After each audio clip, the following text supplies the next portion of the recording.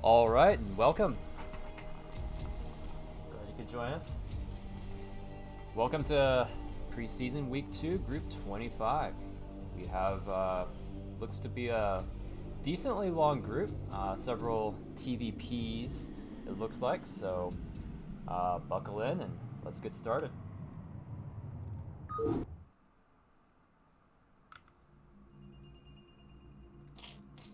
All right, we have Carousel versus Frog, spawning in the upper right. As the gray Zerg, we have Frog. And in the bottom left, the red Protoss, we have EV1 Carousel. I haven't seen too much play out of either of these players. In fact, I have heard of Frog before, but haven't really seen enough to really give any information or background, so just have to wait and see. So far, nothing too crazy, just some basic droning. We do have a probe movement out for Carousel. We'll see what sort of opening is going for you. Alright, he's gonna pylon scout. Rush distance on Eclipse, not the shortest in the game, so I think Carousel does decide to opt away from the scout.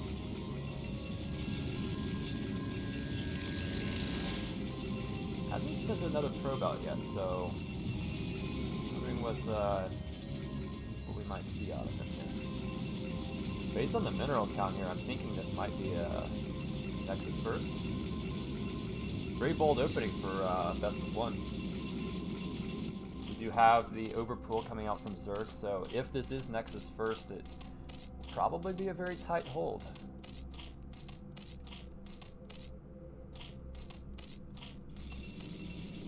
And yep, we do see we're about to start the Nexus here. No, let's see, we should see an expansion coming down from Frog here. Alright, yeah.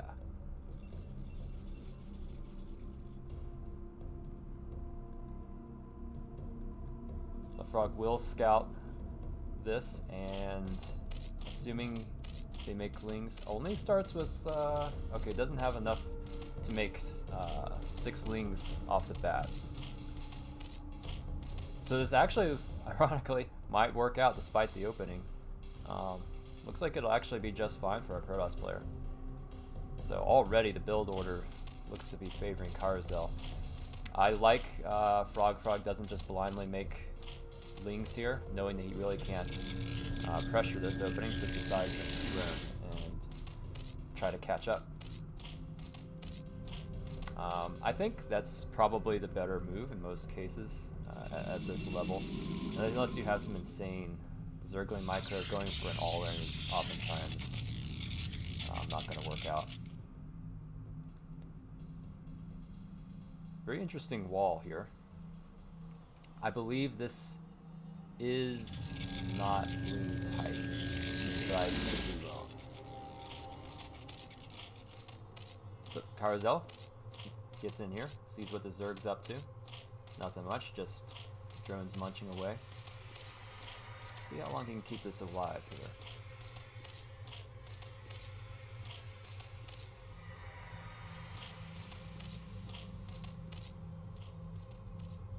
And we do see the gas coming down, but no tech yet from Frog here with his gas.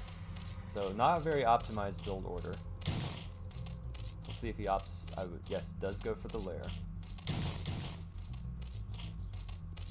We'll see how if he decides to get speed or hydrogen or what. Okay, does get link speed. All right, choice. Considering the way that this is opened, he's only made 2 lings. I don't expect there to be a whole lot of action, so I'm not sure if going ling speed was the best call here, but he is adding in 2 more sets of lings and should be safe against any Zealot pressure.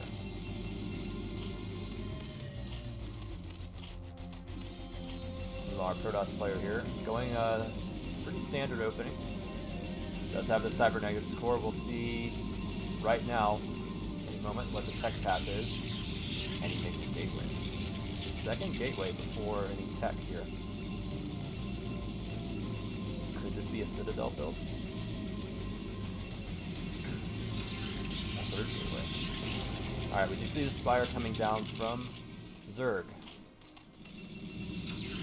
So we'll see if this is going to be some sort of meta play, or if maybe this is just going to be defensive Scourge. Protoss has not begun a Stargate, so this could be very bad if he doesn't read that mutas are a potential threat.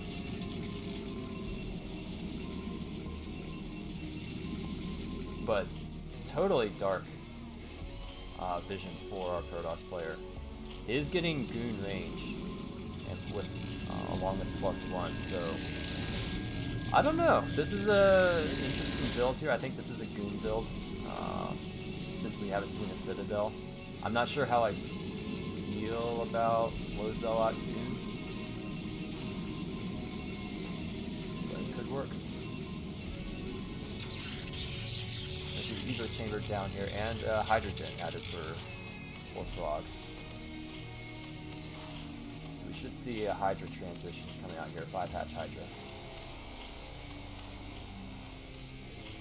No +1 attack yet, or Hydra upgrades. Okay, so we do see Frog adding in one set of Scourge, so again, both players not really that aware of what the other's doing. There's no muted defense here for a Protoss player, but Zerg hasn't caught on to that and is just playing defensive as this Corsair is on the way, so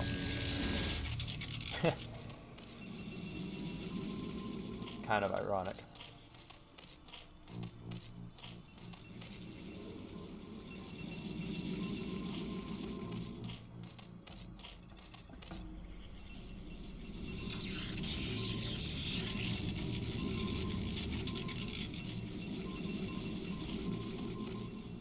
So we will see some Scourge.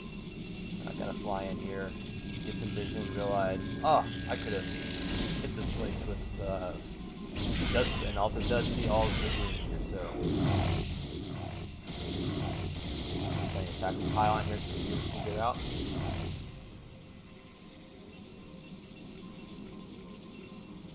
Alright, so we'll see what this attack can do. Goon range is done, 4 more goons on the way, so this will be a very powerful timing attack.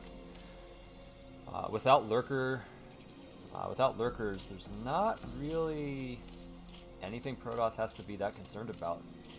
It's really just going to come down to positioning and good micro. But I think the numbers advantage will favor our Protoss player. Zerg has to bring these Hydras from the 3rd base down. So will this be the CPL Classic? Protoss just walks in and kills the Zerg natural. So far, Goons just absorbing all of the attack from the Hydras here. Really bad positioning from the Zerg units here. Goons getting blocking the Hydra's escape. Yeah, the Zerg army just evaporates, so not a single Goon goes down. I don't think a single Zealot died. This is just a disaster. And yeah, we should see a tap out here. There's really no way once you're in this position, there's really no way to come back here. So, we see a GG any minute. This really just came down to scouting. Both players didn't really scout. Build order favors Protoss.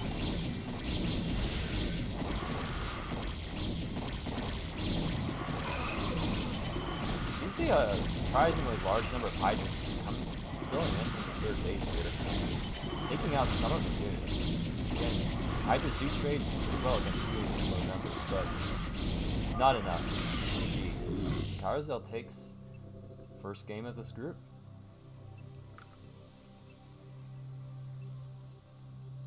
Well played. Well played there from our Protoss player.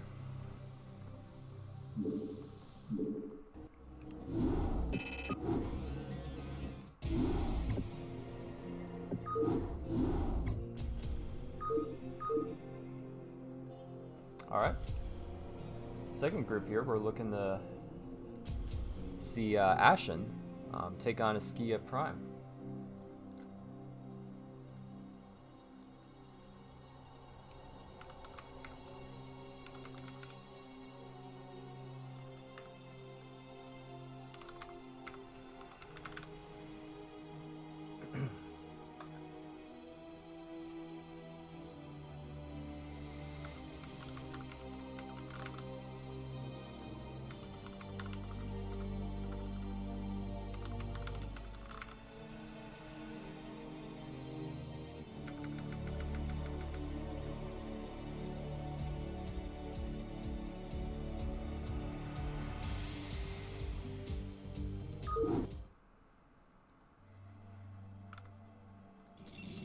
Alright.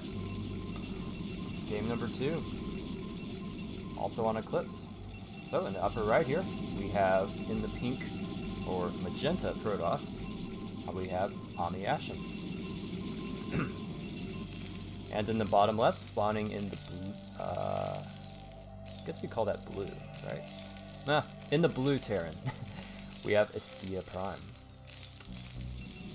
2 CPL veterans here. So again, nothing too crazy. I wouldn't expect to see a whole lot of craziness in week 1, but then again, I don't think most players care too much about how they play in week 1. They want to show their best, but I think memes are also on the table for sure. So far, nothing too crazy.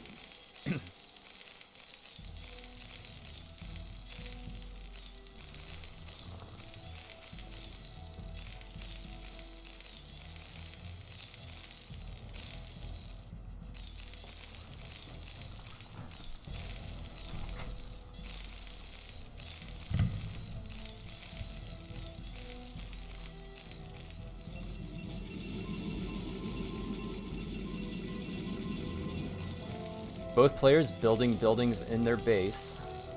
We've got 1 gateway, 1 barracks. Good Sim City here from Eskia.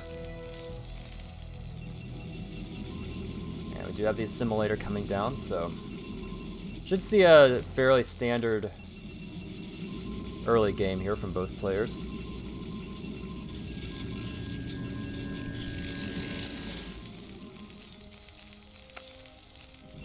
Now, interesting thing, I almost every game I see on this map, I see Protoss players steal the gas from Terran. You know, it's just a 2-player map, but Ashen choosing not to do that. He decides to be his friendly neighborhood Protoss today. Such a thing actually exists.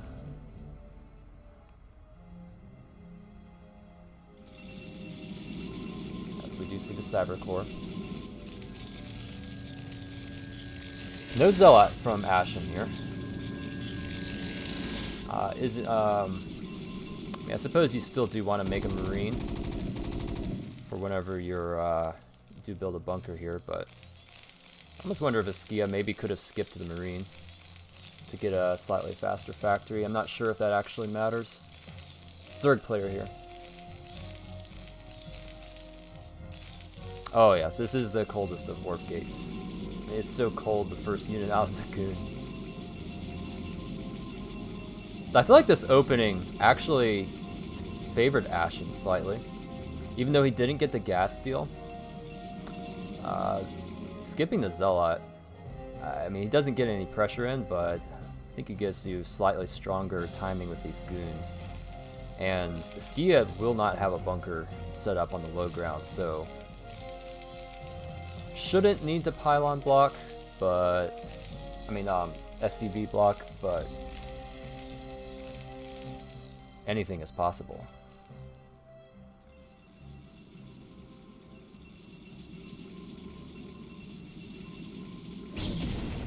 Nice scout deny here. Has not committed to a tech path yet, still just making goons. With this many goons, I expect we'll want to see a expansion denial here by Protoss.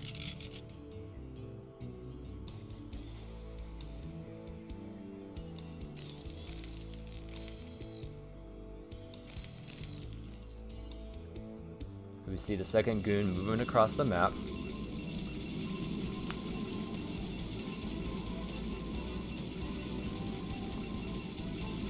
So Robo coming down here for Ashen. And second gateway.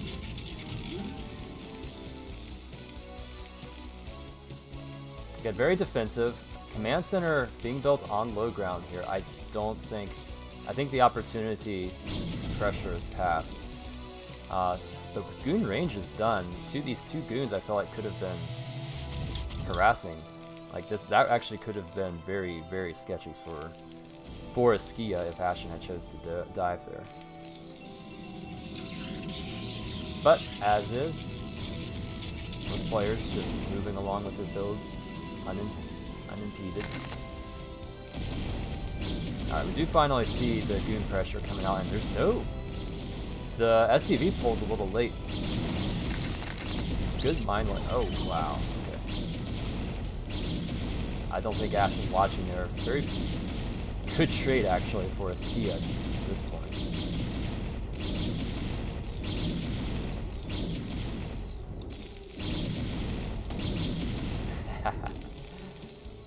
Escalade.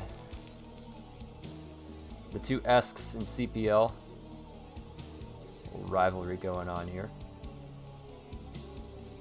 Perhaps we'll see a matchup. Oh, really good harass here. One Vulture pulling the entire natural probe line away. I don't like this goon out here though. Why is this tank alive? Someone tell me, why is this tank alive? Anyways, just Vulture things.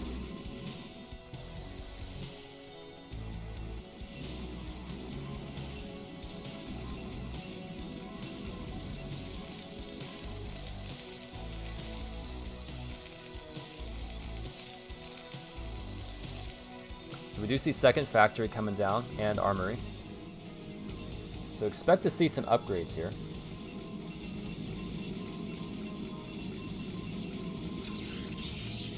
But no third yet for Ashen. A little confused what exactly the direction is. I think the harass by the Vulture really slowed down our Protoss.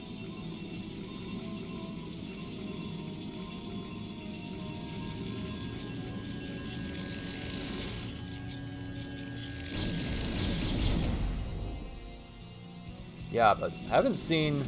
We're just going straight into observers. So no Reaver.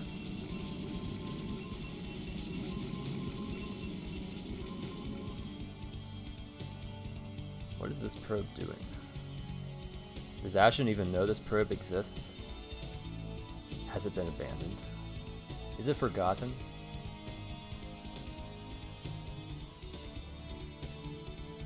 I think this is the abandoned probe.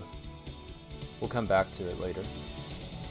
So, Ashen does have observers on the field. We'll get in finally to see what Terran's up to.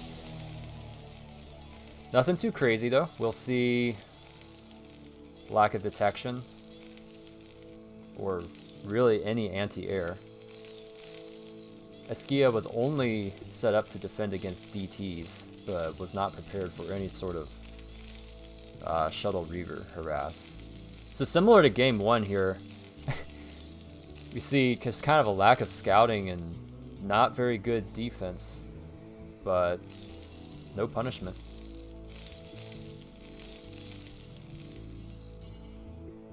And by the way, like my Terran and Protoss, pretty sketchy. We do have the starport coming down here. Is this going to be for a Wraith, or maybe we'll just see looking for the level 2 upgrades? My guess is we'll just see level 2 upgrades. Very interesting game. Only 4 tanks out. at the 9-minute mark, and we see a couple Goliaths being added in. I presume to chase any shuttles, but...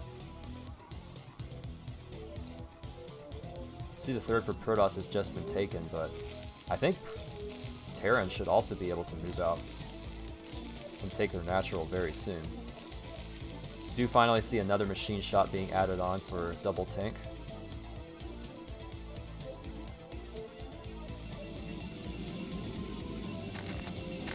Very defensive here by Ashen. Doesn't want to get run by again.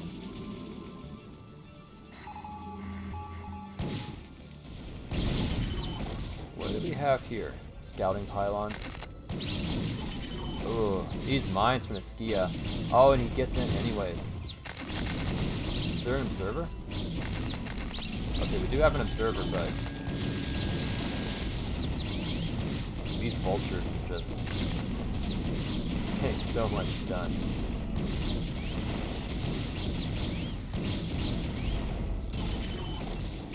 Actually losing the game too.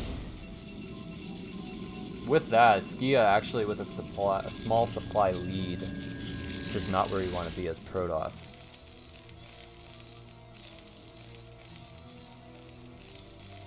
Vultures are a meme. 75 minerals, but fastest unit in the game. 2 shots probes. Comes with 3 tactical nukes that are invisible.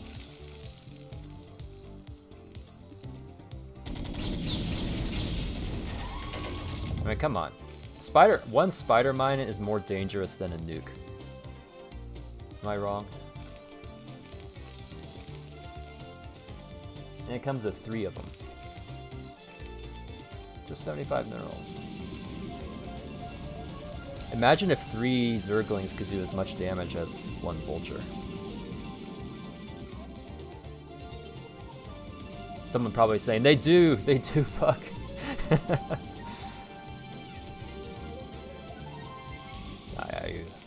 Protoss players with 3 cracklings that get dropped in your base. Yeah, you know what I'm talking about.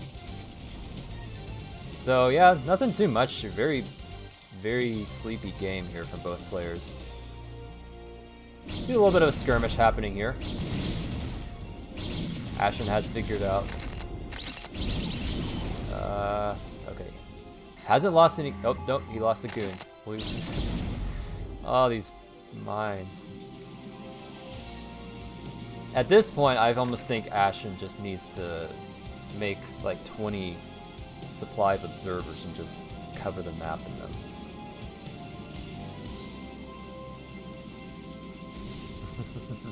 Buy 3 mines, get a free vulture. That's essentially what you do. That's essentially what TVP is. You're not really buying a vulture, you're buying mines. And you just get a free delivery mechanism. I'm sure your arms, these guys' arms have got to get tired holding that position for so long. Does he work out too? Like, look at these. Look at that toning in the muscles. Wow. Wait. Are you seeing what I'm seeing? Is this a Ninja Turtle? Wait, are the Vulture operators actually Ninja Turtles? I mean, look at that. He's got a little bandana in the back, that kind of turtle-shaped head, and the goggles. I think Vultures are Ninja Turtles. So nothing too much going on here. Really. At all. Okay, we do see a lot of Speed Zealots moved out. Protoss does have +1 timing. Arbiters are in production. Oh, and this probe transfer getting caught by the Ninja Turtles.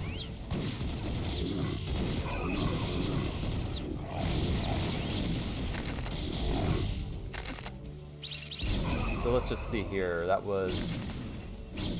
We basically killed 300 minerals of Protoss for 75 minerals. Let's say 150. So that was basically a 2-for-1 trade in favor of Terran. But healthy army out for Ashen now. Is adding in Arbiters. Don't see Does have Arbiter Energy on the way, so we should see Recall being researched next. It is also adding the second Stargate, so my guess is we want to see double Arbiter production. I think a good choice, since both players have just been basically free to expand. In this sort of a map state, I would have rather seen Protoss just mass expand everywhere, but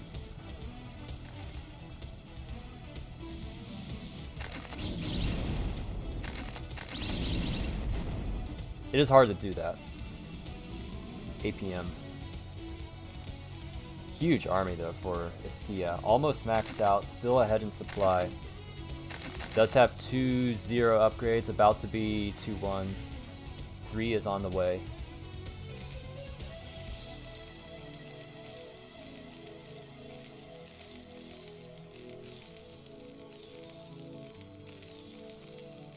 Hahaha. Yeah, I want to press F5 here and check out the Vulture. See, I don't recall the game looking this bad. Like, I always thought of StarCraft as a beautiful game, but even in the old graphics, but this is not right. It wasn't this bad. Like, this looks like some Command and Conquer Classic level level detail.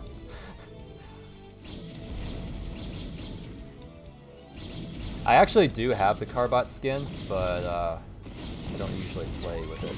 I usually just play, like, every once in a while I want to play Carbot and I'll open up the campaign, play a mission.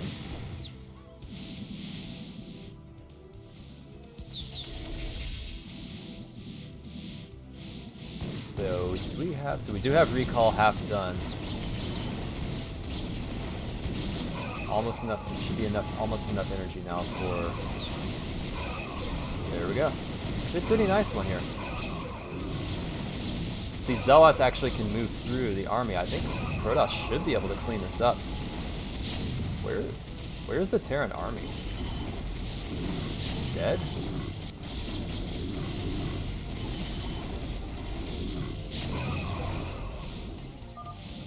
Okay. That was not the ending I was expecting. At least not like that. Max Terran army just kind of got rolled over. I think it was mostly just sitting in the low ground here was the problem. And the tanks were very clumped up. But yeah. Yeah. Good game, I suppose. Very passive one. But well played, Eskia taking that victory. Alright, who is next?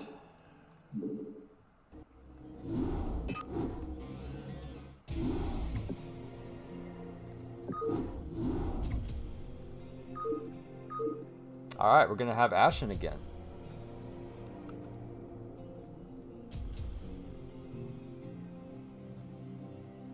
Up against Josh. Now Josh, I have not seen before. I don't know if this is an old player returning, but I do like the Flash reference in the name with the capitalized S. We'll see that here in a second.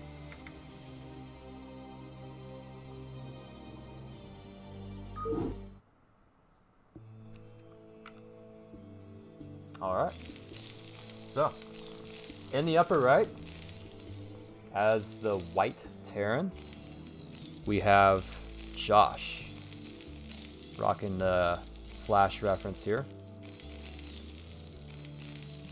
And in the bottom left, as the beautiful bright blue Protoss, we have Ashen.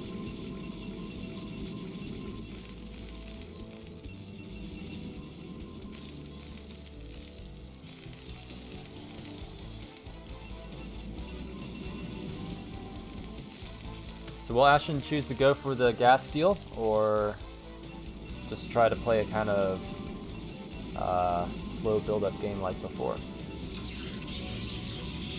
So far it looks like he's just opting to slow build. Oh, so Josh was in flying SCVs last season?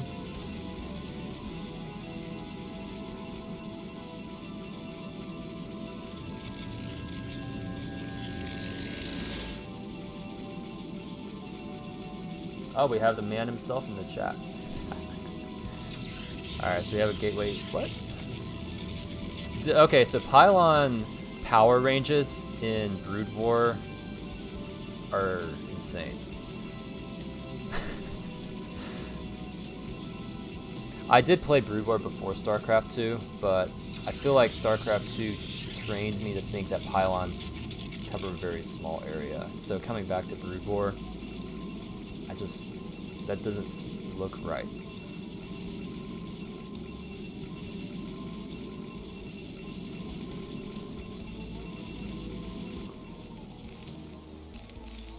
Again, nothing too crazy. Josh building buildings inside his base. Going for the earlier scout, slightly earlier than Ashen. And again, Ashen skipping the Zealot, going straight into Goon production, presumably.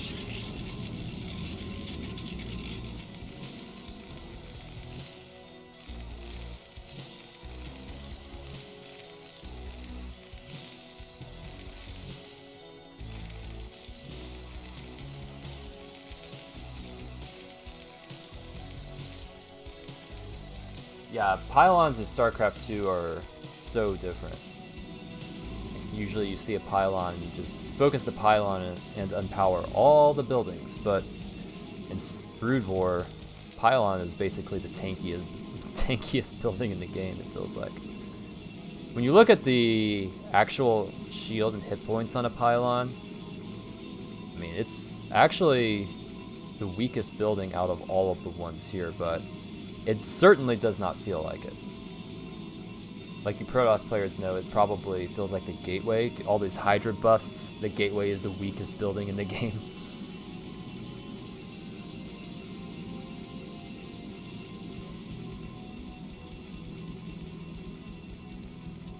So we both see the low ground bunker coming out from Josh.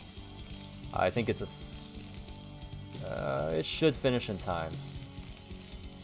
So already liking his opening slightly more.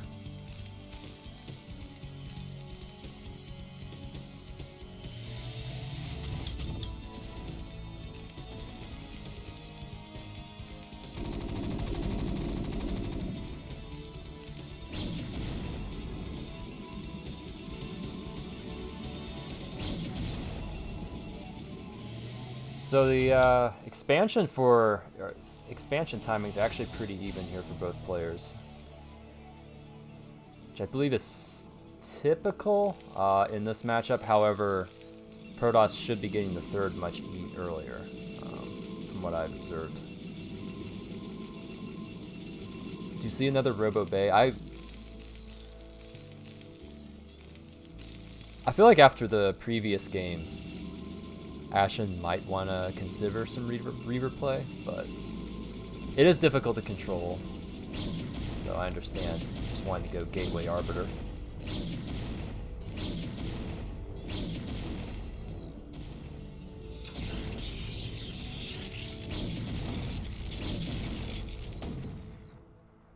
Very risky moving the tank out.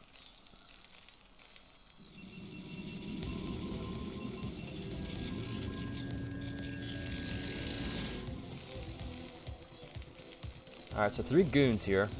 Range should be complete.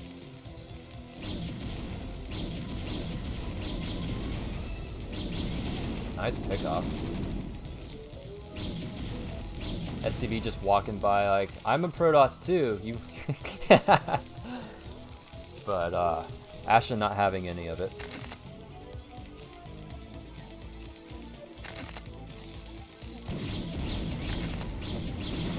Josh just here daring Ashen to try to dive with these goons. So this is actually, but this game and last I saw mines being placed at this stage. Wow, 4 mines, 5 mines, 6 mines. This guy just put 150 minerals of mines.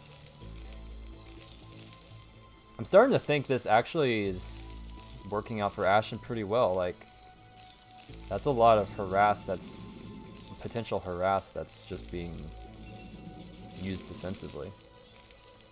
So behind that, Ashen taking a third. Here at the 6-minute mark, I believe Ashen took the third around 10 minutes last game. So a bit of a cleaner game here.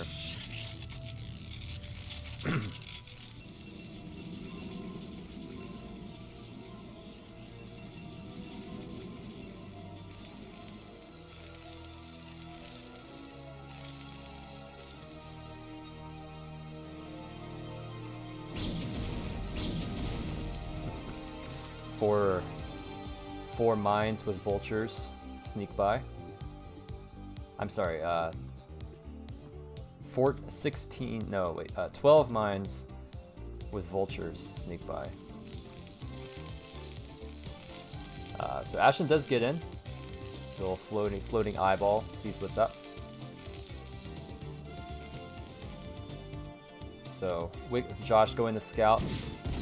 Wait, how? How did it see that? Low ground vulture just fires up and hits the pylon. I don't know. I think we might need to put that into Niblim's. I think it's Niblim's Strange and Paranormal's StarCraft video series. Alright, so Ashen does come prepared with a floating eyeball to clear out the mines.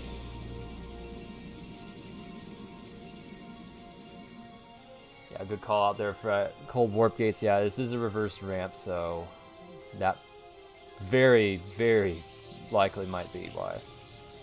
Because that just doesn't make any sense why a vulture should be able to see up there. Alright, coming up to 5 facts. Only one add-on for Josh, so looking like they want to go heavy vulture production.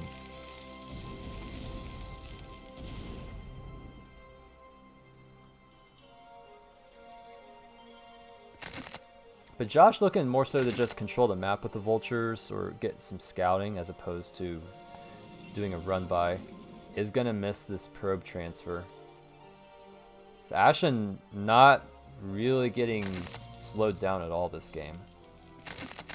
DC does have a supply lead, so Ashen did take, last game, and I feel like might be primed to actually take this one even faster.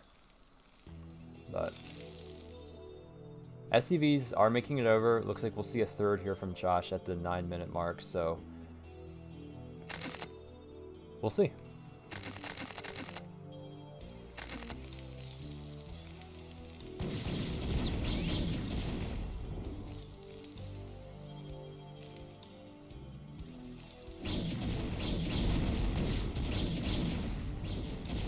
But yeah, Ashen just kind of poking both sides. Actually, really good position here, finding 3 tanks. Like this, Josh has not had the chance to build up much of a tank count and actually loses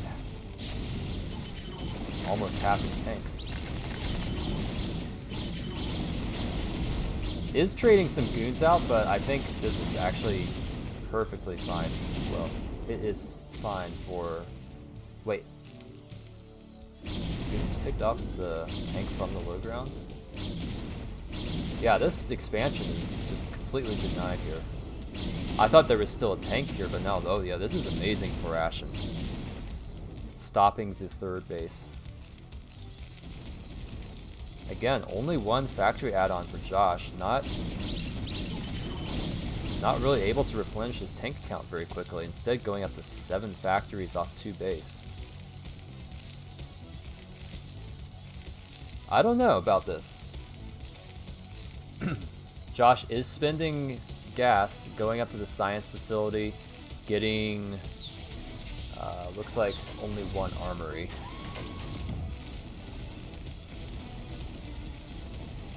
Yeah, only 1 armory.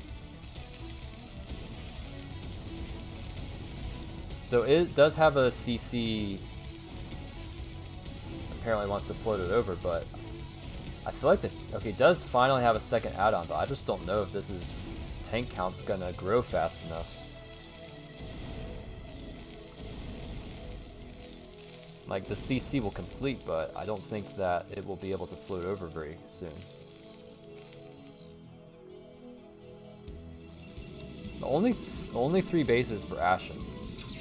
Despite all the space, not really capitalizing, I think. Is getting tech, is adding on more gateways, but I haven't seen Ashen just explode on the map yet. AM 153. The battle is in your mind.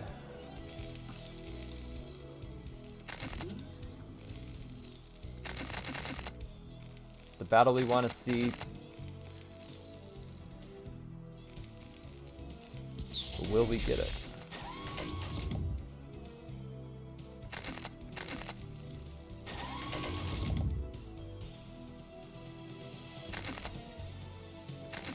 Yeah, so Ashen not actually scouting this move out lets Josh move all these tanks into a good defensive location, so we'll be able to secure his third. I was expecting Ashen to actually just contain, but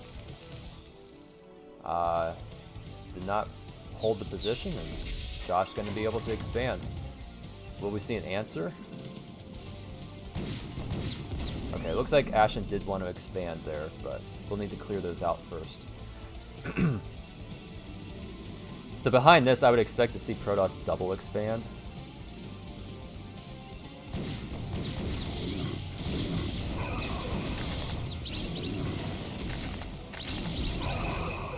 Again, these 12 mines with, you know, the 3 free vultures trading extremely well.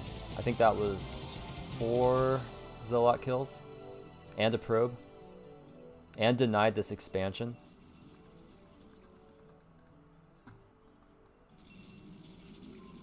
Doesn't even lose all the vultures.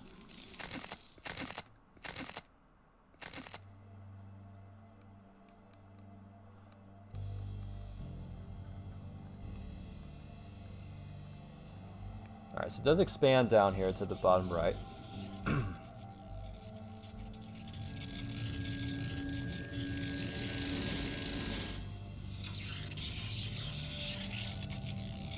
Okay, good. Double expand is what I wanted to see, and I'm getting it. Alright, so how are our upgrades looking for Terran? 1-1 is complete, +2 attack on the way. Does have the second armory, but no armor upgrade on the way yet. Does have Science Vessel and Shockwave, so will be better prepared for the Arbiters than our Terran was last game.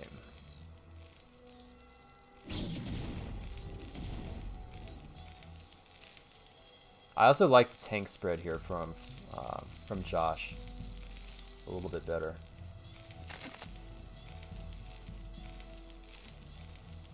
What is that?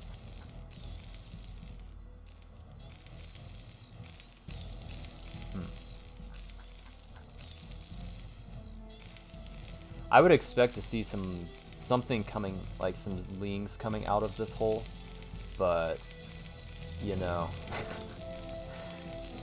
that's not how the game works.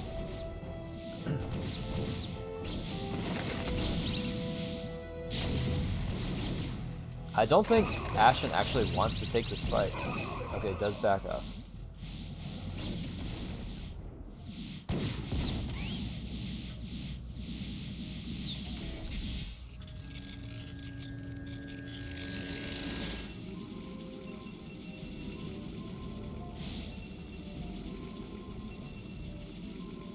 Ashen does have a large bank as well.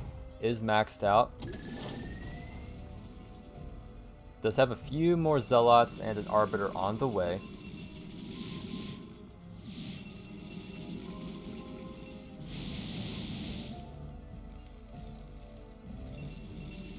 But we should see an attack any moment now. Maybe a recall.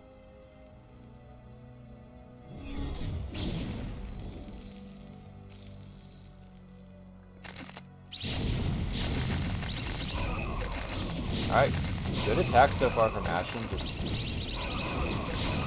well. Okay, I don't know about that, but was baiting mines pretty well.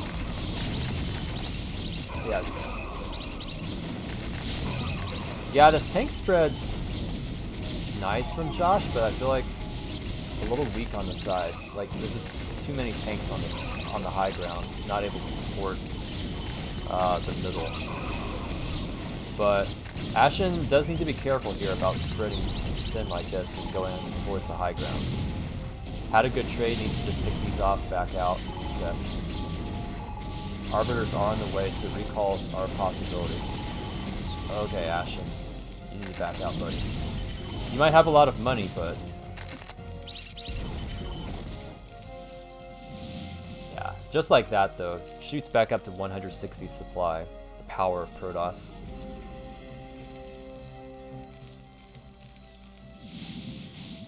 Yeah, 70 probes versus 46 SCVs.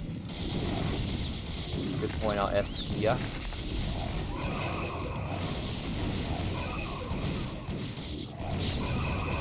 Really good vulture micro here from Josh. Hardly losing any vultures.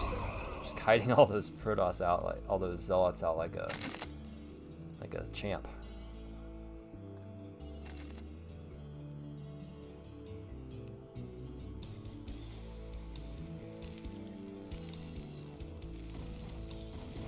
So do see a fourth here coming down for Josh. Wow. Very, I don't know if he did that before the attack, but worked out very well for him. But I don't think that Josh can actually defend that. Like, this is a very long defensive line, so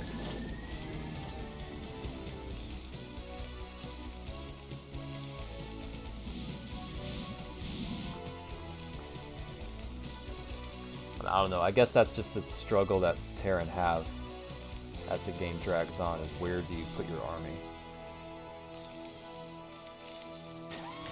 I think you just have to mass turret, like double the number of turrets you see here, just to keep recalls from happening in the main.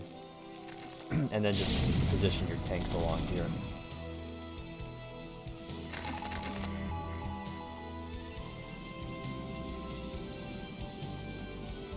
So Ashen is mined out in the main and natural. About 50% or so on his third. So we're still on 3 mining bases for Ashen. Heavy gas count, so I'd like to see some I don't know, maybe a higher goon count, maybe slightly higher goon count, or add in some Templar.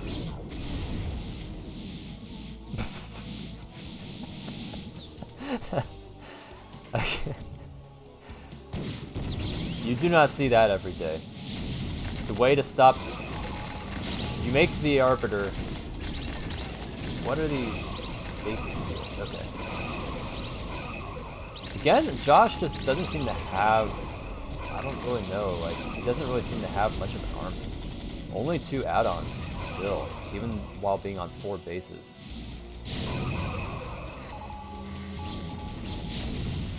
But yeah, that's the next level play right there. You make... Protoss makes the Arbiters do stasis. Terran makes the Science Vessel to counter the Arbiter. So what do? You just freeze the Science Vessel. Win, right?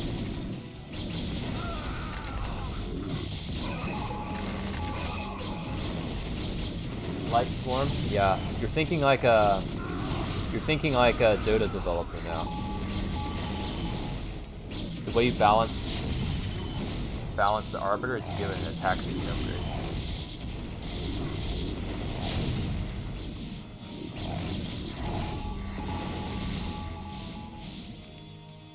Yeah, this is so many Zealots streaming across the map. We should see a ton of Vultures coming out, so I think Josh will be fine. But it's just constant stream of map. Okay, GG's out, but maybe just feeling like his tempo got messed up. I don't feel like Josh actually was dead. I don't know. Just felt like he was kind of slow with adding on machine shops to get more tanks. But again, Ashen taking a second game in this group. Well played to him. And I hope to see more of both these players. Alright, who we got next?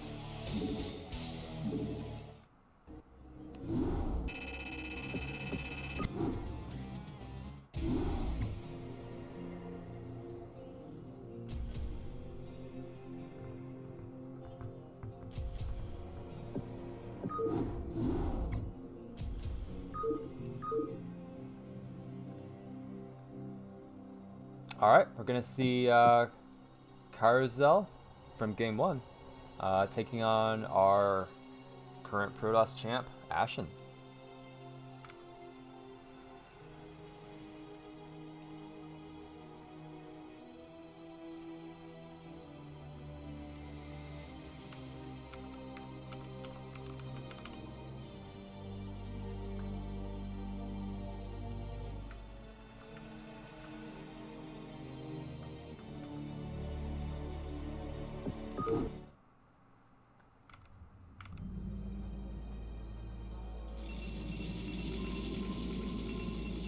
Okay. In the upper right, as the teal Protoss, we have Carousel. And in the bottom left, as the white Protoss, up 2 games so far in this group, we have Ashen.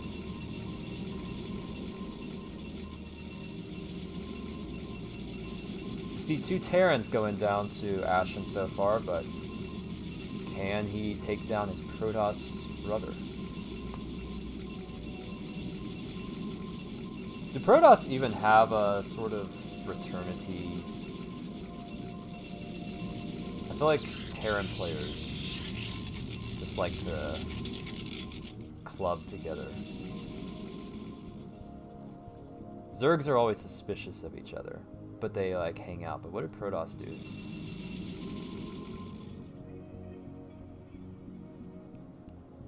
Yeah, Terran basically have a support group. Zerg have a...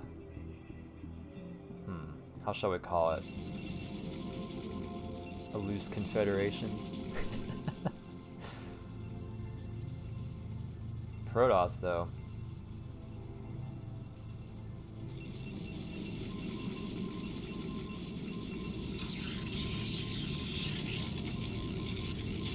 I think Zergs like to theorize together. It's like a academic club, but Protoss, it's like man, you just get stabbed in the back every day.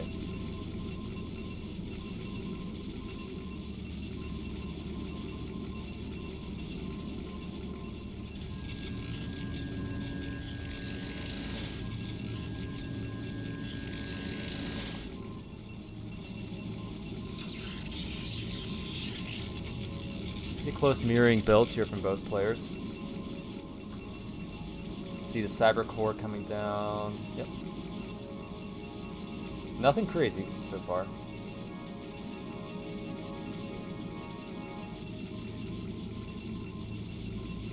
Where did the Protoss touch you? Yeah.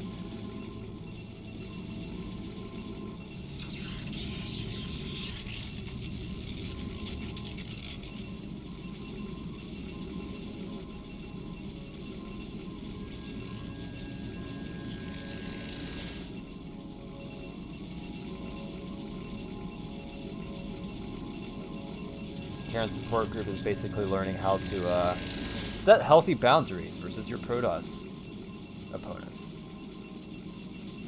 Make a bunker. Have a good Sim City. Space out your tanks. Get upgrades.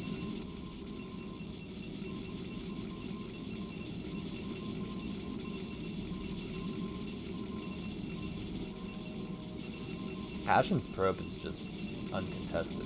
Carousel's having to micro his. Alright, should get shut down here now that there's a goon.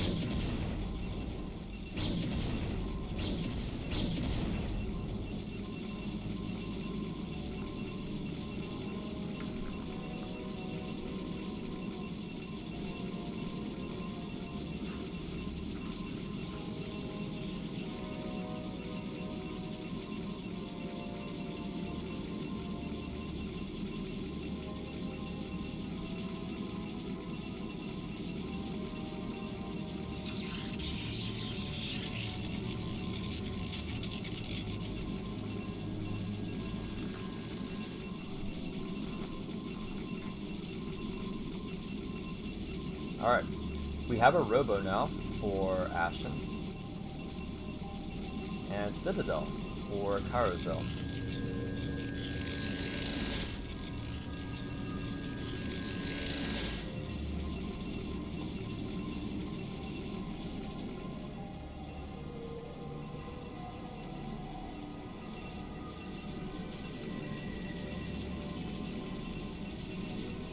And we have Templar Archives also for Carousel. So I'm thinking we're gonna see like a Zealot Archon play, if I had to guess, coming off of Carousel, whereas maybe a more traditional, yeah, Reaver Goon play from Ashen.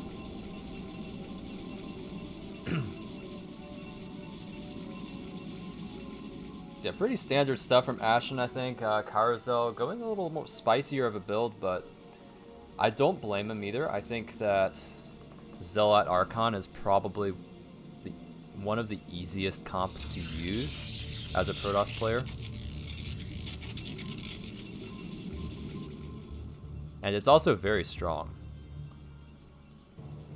Carousel also adding in a couple Dark Templar here, and there is an Observer. Okay, yeah, Ashen making an Observer first. So should be fine against these DTs moving across the map.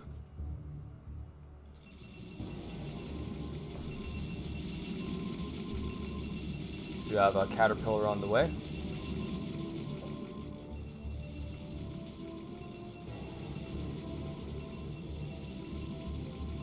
Oh no. Okay, is Ashen gonna see this these? Okay, he will see the DTs.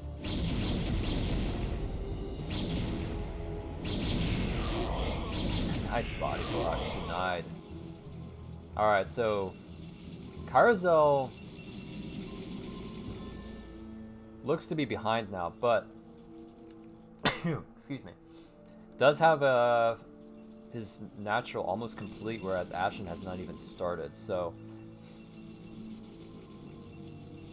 Ashen might be able to break this.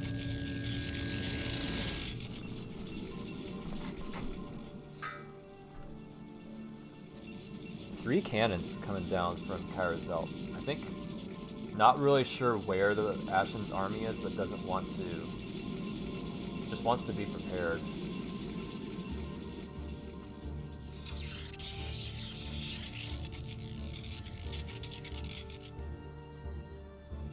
But no shuttle here, like Ashen. Ooh.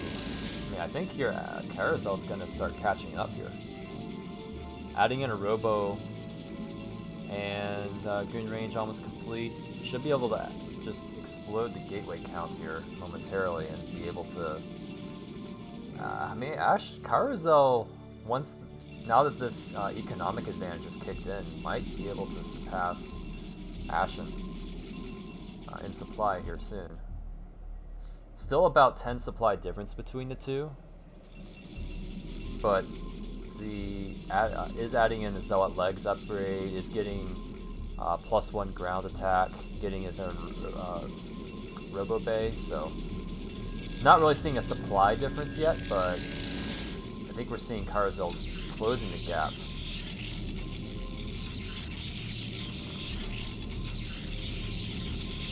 Yep, see 2 more gateways added in for Carousel. So we'll have 4 gate versus 2 gate. There is a shuttle now for Ashen, but the timing is almost gone. It's almost past.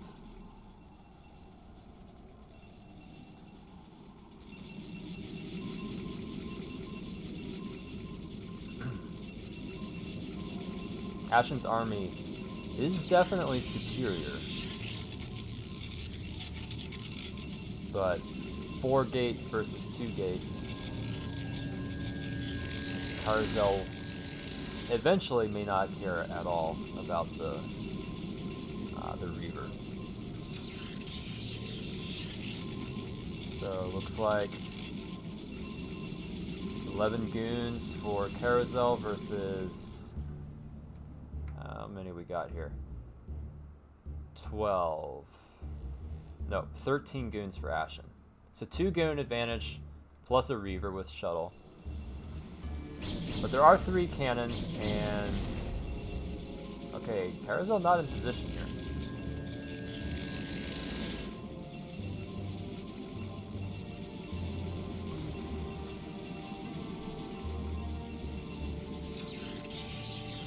We do have several Zealots coming out for Carousel.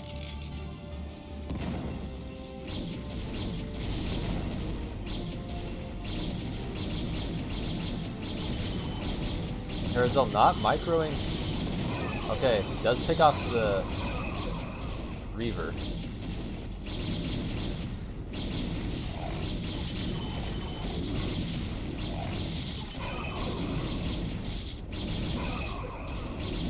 Carousel having some trouble with the micro here, but these Zealots are absorbing so much damage. Ashen not microing at all. Loses a bunch of goons for free. Probably could have just backed off, microed the goons, and against the Zealots, I mean. But yeah, Ashen on the run now. Carousel in pursuit. Has a over 10 supply advantage now. With 5 gateways production versus the 4 for Ashen. Ashen did get a couple cannons up at home.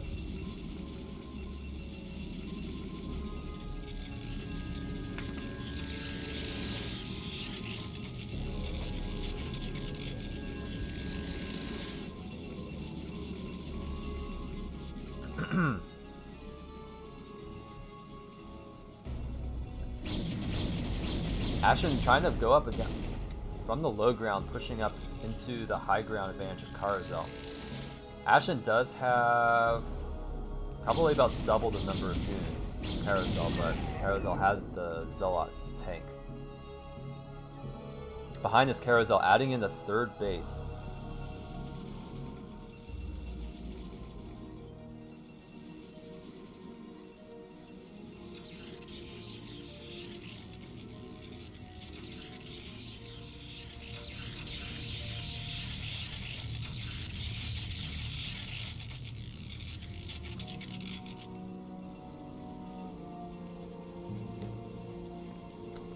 Alright, now we have a 3rd base coming down for Ashen, but a little slower, and this game still could go either way. Both players have stabilized to a point where I don't think either will be able to just end the game because of a timing attack. But we have +1 attack done for Carousel, +2 nearly done, and +1 ground armor nearly done. Whereas Ashen has +1 attack almost complete, but is behind. But yeah, both players also adding in High Templar, so any advantage that tech advantage Ashen had is gone, and is also behind on upgrades.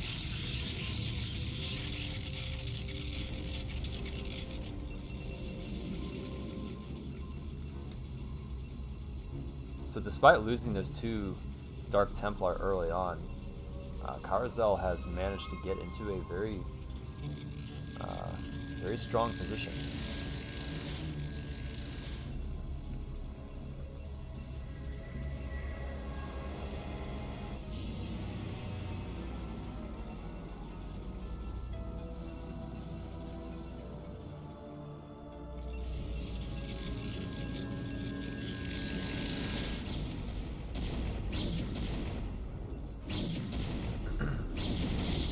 Small skirmish, nothing too big, but okay, Ashen, never mind, Ashen pulling the trigger here. Hacking up, army not fully in position, did make a Reaver, so, alright, nice storm on Carousel, but Ashen doesn't pick up the Reaver and it gets picked off. But really good storms coming out from Ashen. But still not enough, not really, I don't think he actually used all his storms. And didn't micro the Reaver, so again, a really good fight from Carousel. I think we're seeing the impact of the upgrade advantage.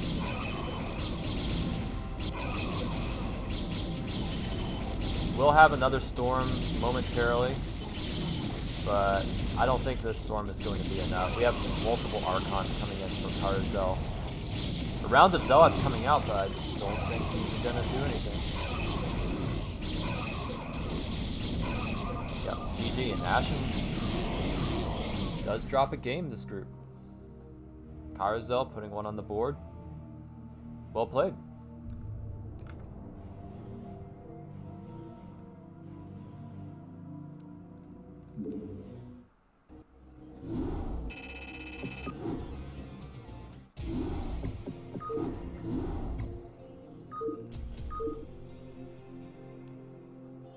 Okay.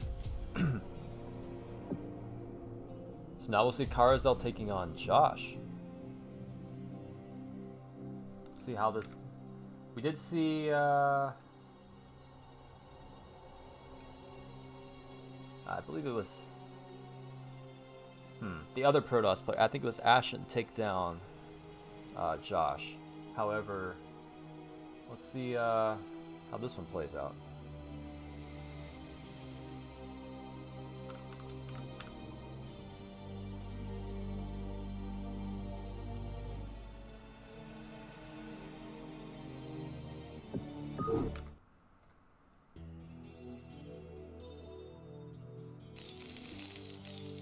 Okay. Spawning in the upper right as the Purple Terran. Down one game against Protoss, but coming back for a rematch, we have Josh. And in the bottom left, we have Carousel in the red Protoss.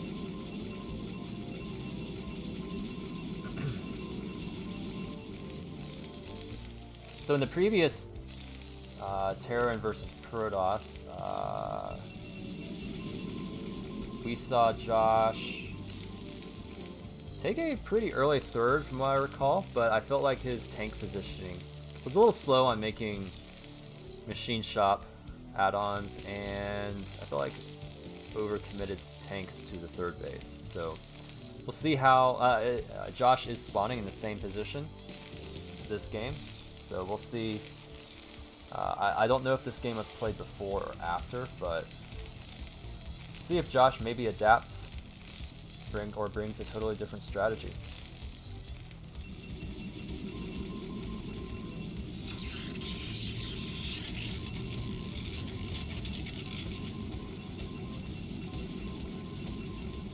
Yeah, Ashen commenting on the last game. Yeah, I definitely feel like Ashen had a window there where could have punished. Alright, Carousel moving out. This scout seems a lot earlier than the other Protoss scouting timings.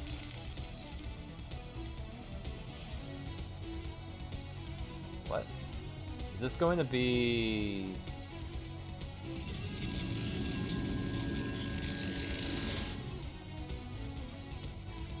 You wouldn't put your cyber cord, yeah. Just seems like a little bit, the probe got there a little bit too early. I guess, oh okay, we'll probably make a pylon here and then we'll make a robotics bay. Okay. I am excited to see this because we've had very passive games for the most part. So I really want to see something spicy. I think some people got tired of seeing 2-gate proxy on this map every game, but it's nice to have once in a while. Oh wait, go into Citadel. So at this point, Josh may or may not be thinking, okay, there is a building missing. You don't have an expansion, there are no goons. Where's your other tech building?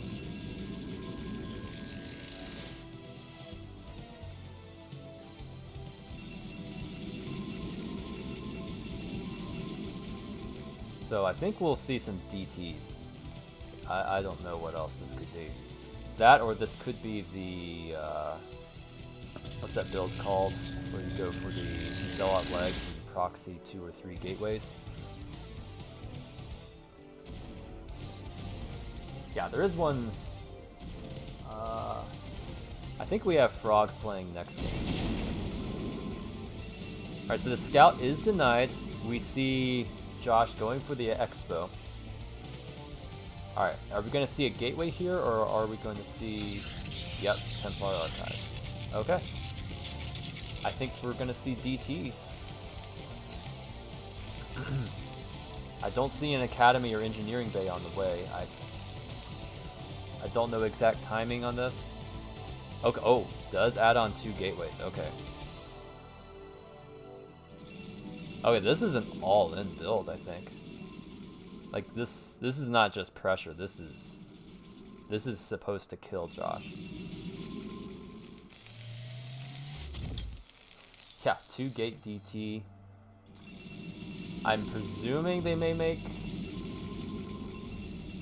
Wait, making DTs from the home? Why... Wouldn't you just wait to make the DT? Is he gonna go triple gate DT? Yeah, he's going triple DT.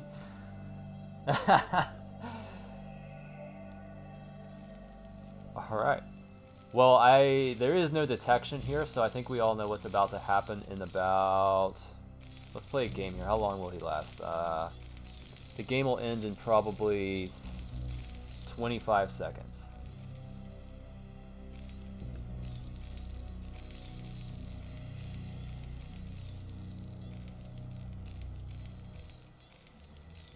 Alright, 10.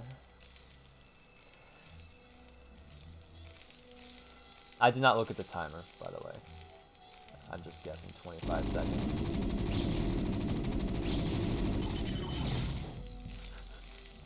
Yep.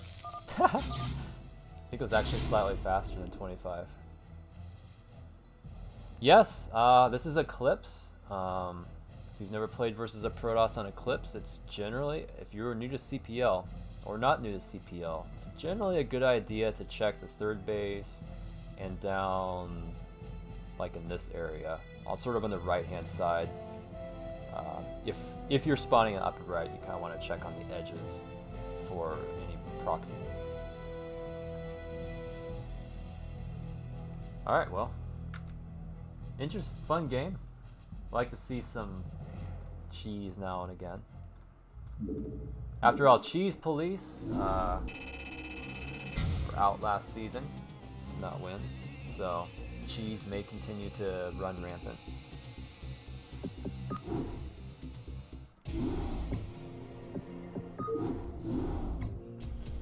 Well, Light Swarm, they're guessing 40 seconds.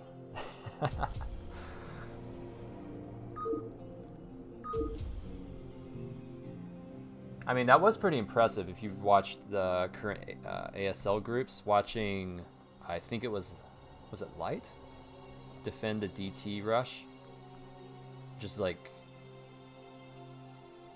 piled the SCVs around a missile turret.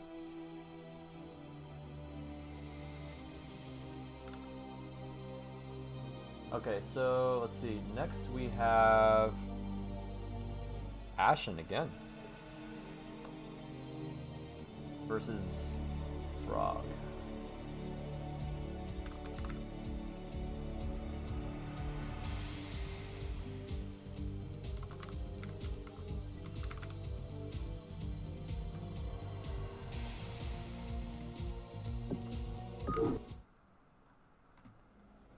Okay, spawning in the upper right as the Magenta Protoss, we have Ami Ashen. Been performing quite well in this group, and we'll see how he does against this guy. Haven't seen him in a few games, but the yellow Zerg, it's Frog. Frog not using parallel positions on the patches here. Does help your mining speed on your Zerg if you can have your drones return to the corners of the hatchery instead of the middle.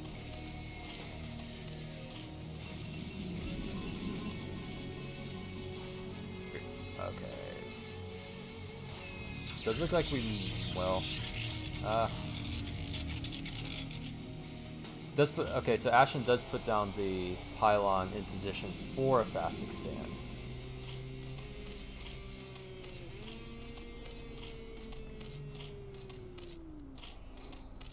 So Frog going, does have Overlord on the way. Let's see if they go for... No drones moving for a spawning pool. Okay, going for a late spawning pool, 1 minute 18. But this is not... the gateway is not down yet for Ashen. Actually going forward, so... Neither player should be in trouble.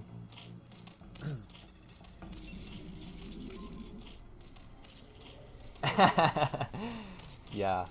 No, I'm not looking for boosting that much, but if you're in CPL and you hear about boosting and you're like, this is too much, it is probably too much, yeah. But that is a very nice little trick there you can use as Zerg, is at least, if nothing else, try to make sure there's a nice little gap here, like these two drones, just to try to return to the corners. You don't have to return cargo or anything like that. I think when I started paying attention to that, and also making sure my, stuff like pulling the larva to the left side and trying to make sure they go directly to the patch and don't like run off some other direction. I think I started getting my timings down by up to maybe 5 seconds or so. It does make a difference. So anyways, we do see gas before second hatchery. Decent timing here.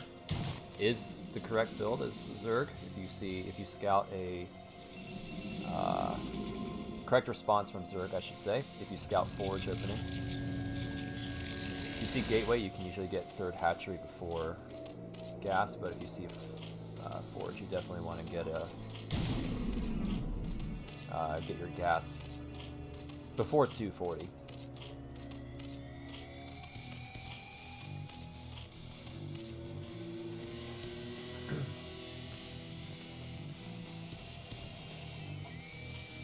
Alright, lots of drones coming out from Frog.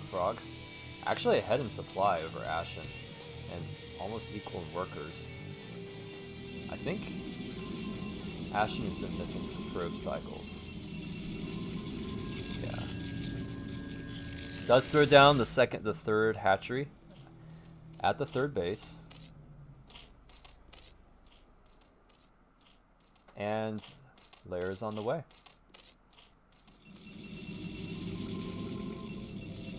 Cybercore also almost complete. Wings do block the ramp.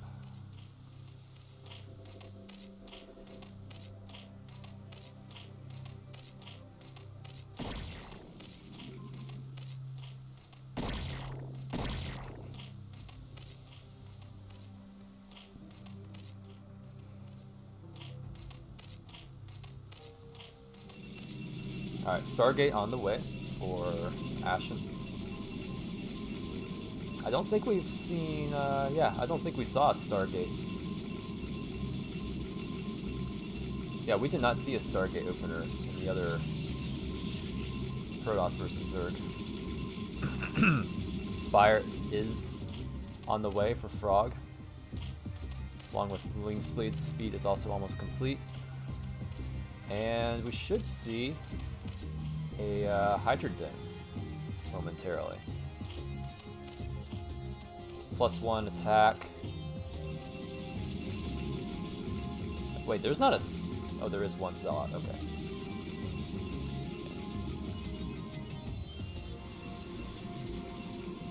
This is a lot of Lings. 2 Zealots, 3 Zealots move out but immediately get cut off by the Lings here. Good play by Frog to contain Ashen in his base. So no scouting will be available for Ashen until this Corsair pops out.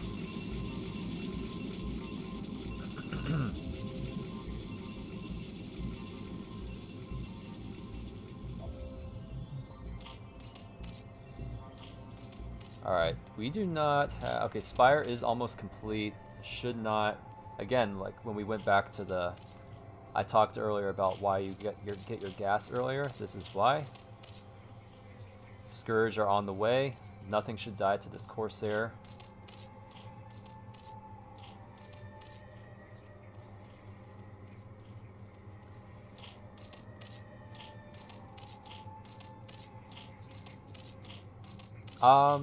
You can, yeah, he's only got 3 hatches, actually, yeah.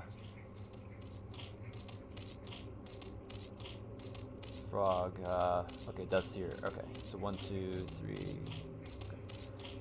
Hydra Den almost complete, does feel a little late, I don't play, layer into 3 hatch, 5 hatch Hydra that much myself, but, I believe you usually would want to have the,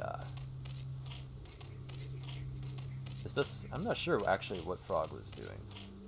This does not seem like... Because he's been spending the money, but... Huh. Good worker count still for Zerg. 33 drones to 35 probes. Let's see... No... I don't believe the Corsairs have attack. They do not. And nothing on the way, so, but the 3rd Corsair on the way, so Ashen, I think, wanting to rely on Corsairs instead of cannons for defense from Mutas.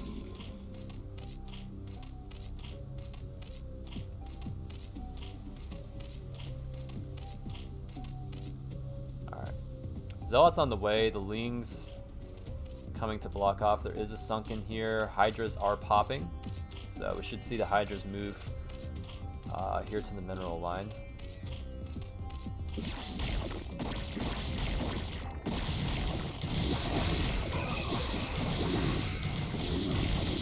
Not the best positioning here from Zerg. Shouldn't you want to have a couple of your Hydras? A couple more Hydras in this. Okay, yeah, there were mates back here, which... Yeah, this attack, this +1... I think they have legs too, yeah. This +1 speed lot timing, doing a little more than it ought to. Sunken goes down. These drones are going to have to drill for the Hydras. Oh, okay, I don't think there was +1 attack on the way, but... yeah, that was the only Evo chamber, I believe, for Zerg. So, not going to have any +1. Oh, more speed slots. Make it down to the natural for Zerg, just forcing micro. Good job to pull them out too, not waste the Zealots. Losing the Zealots here, I mean, not ideal, but like Zerg is hiccuped, but not dead. So, Evo chamber on the complete, and healthy Hydra count, but what does Protoss have? Adding in... Still on 3 gateways. Some High Templar on the way, but... probably needs to add a couple cannons in. I don't see... Let's see. Okay, Storm is complete. Okay. I think Ashen is fine.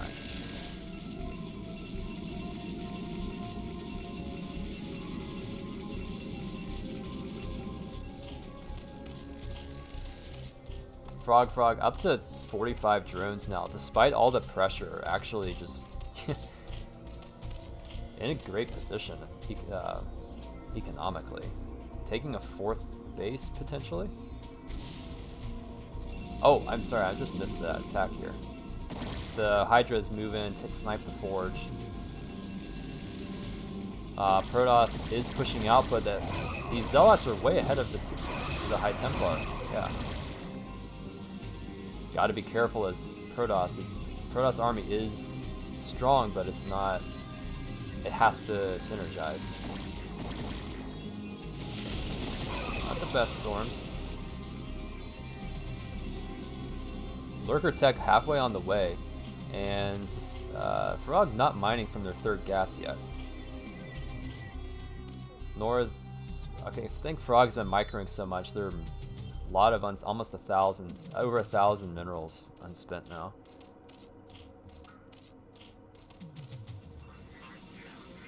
behind all of this, Frog could have been getting the 4th base, and yeah, I want to see.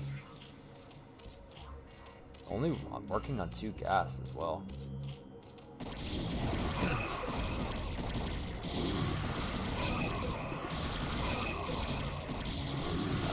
Oh, nice Storm.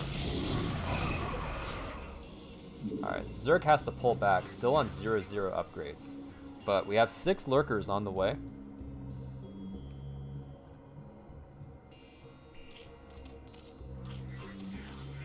Fourth base started for Zerg. And Protoss about to take a 3rd. So, pretty even state, but as Zerg, there's a lot of Hydras here. But once Protoss gets this 3rd gas, it can get a little scary.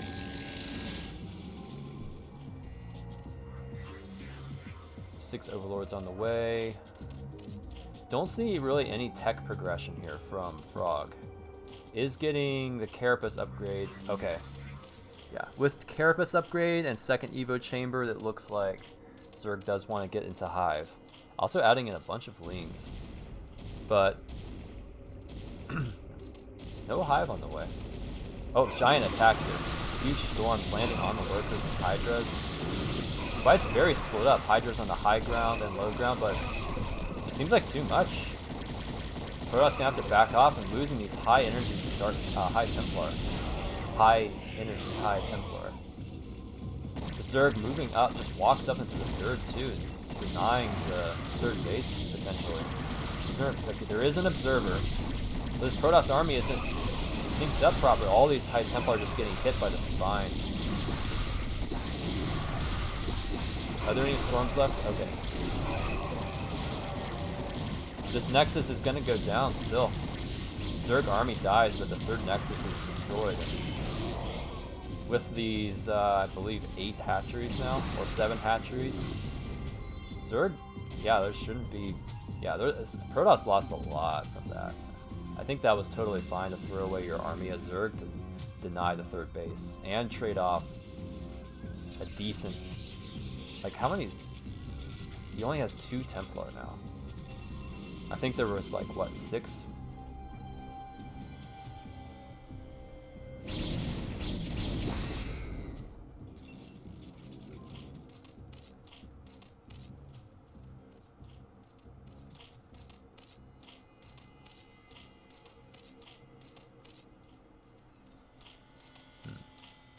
So adding in more lurkers still. Some Sunkens at the 4th base. Probably want to see Zerg with that kind of a win. I mean, you do have to replenish your army, I would think, but I don't know. We'll just see what Frog decides to do. Adds in a couple more Scourge here. I think possibly afraid of some drops sneaking in from the side.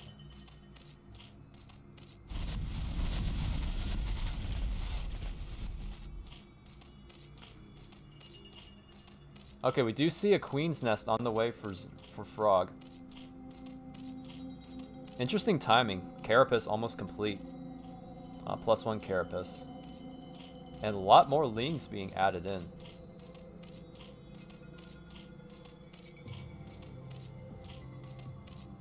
Alright, looks like we may see this 5th base. Yep, 5th base started here.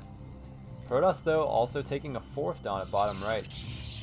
Zerg doesn't really have much vision on the map. There are only 2 Corsairs, so, I mean, as Zerg, yeah, Corsairs are a threat, but if you can kill the Corsairs, like, just go hunt them down and spread out your Overlords. Get vision. So this kind of thing right here could be denied by Zerg. Protoss now moving into position towards the high ground 4th at, the high ground base at a little to the left of 12 o'clock.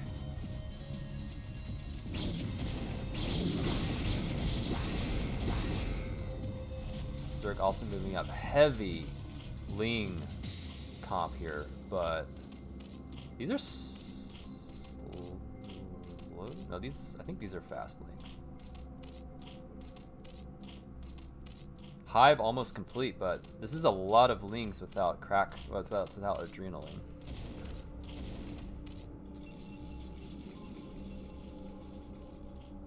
We see attack upgrades, missile and melee attack.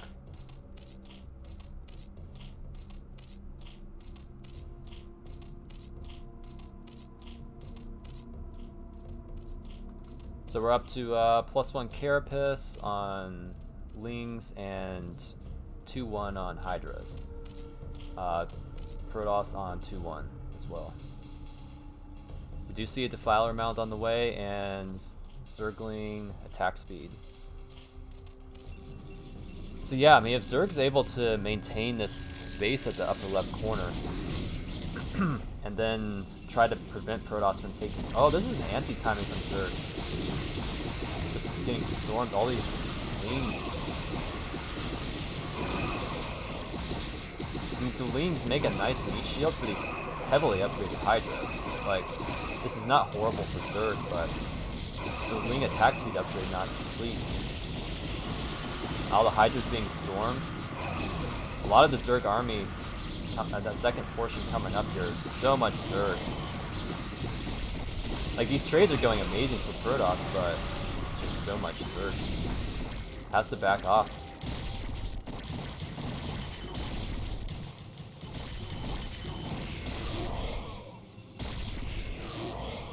Frog taking a supply lead. Almost 40 supply lead.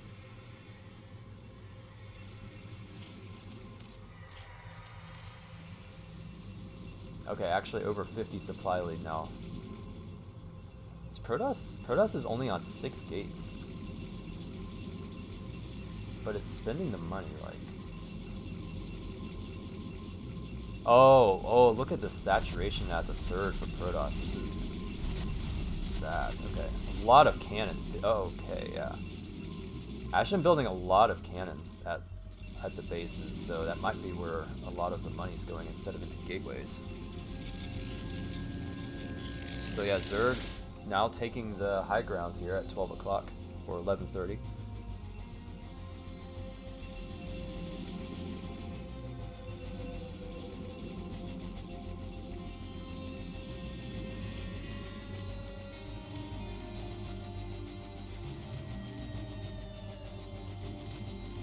Alright, 2-1 upgrades for Lings.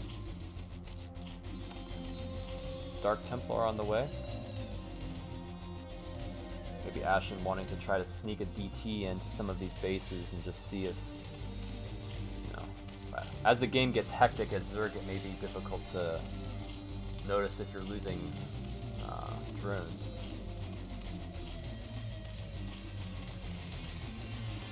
Adding a lot more Hydras and some Defilers now. So we might see a heavy Lurker transition. Zerg has the double gas base, though is not mining the gas.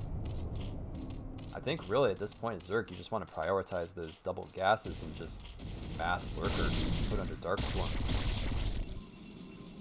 Protoss can storm and can use like Zealots and Archons, but like your goons, like, wow, look at this Lurker field here. It's just so spread out, like one storm per Lurker. And one storm, you need I think 2 storms to kill a Lurker, so yeah, 2 storms per Lurker, so for some reason I thought there was like a damage upgrade on Psystorm.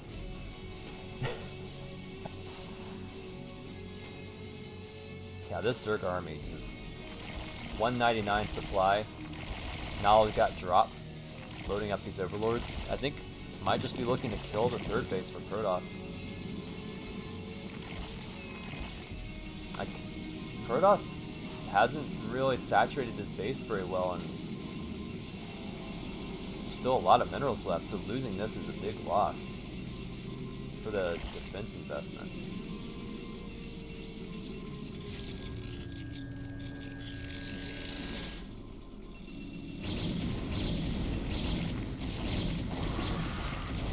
Yeah, Dark Swarm going down.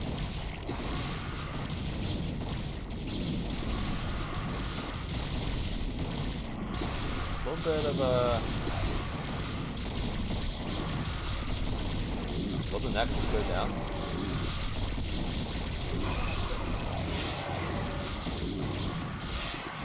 Wow, the Nexus survives with 4 HP.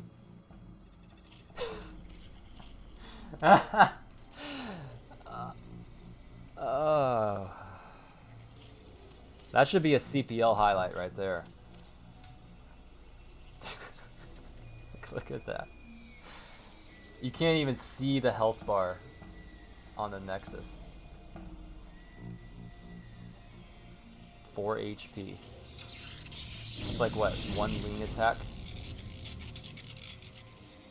Now a giant Protoss army just moving across the map. Like Zerg has a pretty strong army in position to defend the top, but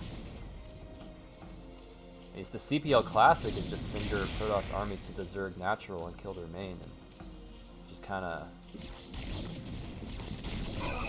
might be able to just win from there. But I don't know if I like this attack from Protoss, moving up the high ground, getting sandwiched from 3 directions potentially, losing a lot of Zealots to all these lurkers.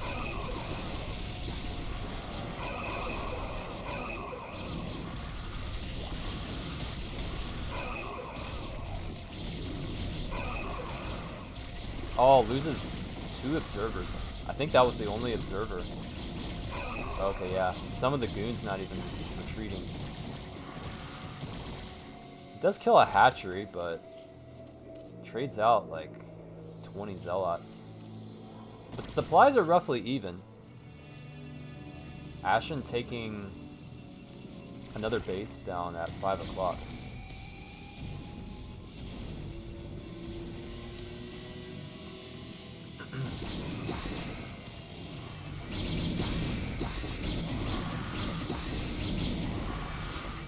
Wait, Zerg kills the 3rd. Okay. Must have been a drop during the other attack. Also, some Zerg in the main, but we'll get cleaned up. While that's happening, though, Frog moving a massive number of lurkers down to the Protoss News base at the bottom. This base is dead. Good multitasking coming out from Frog, just pulling Ashen's. The Protoss army is strong, but it just stays as a big group, and Zerg's just picking them apart.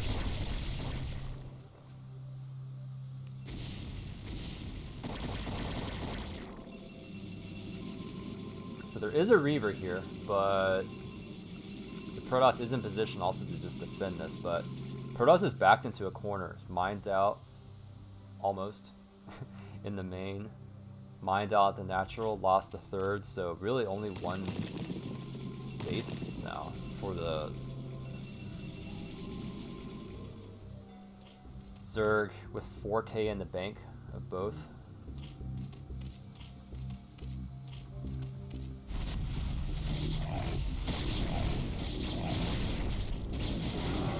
Yeah, I'm not sure you even want to.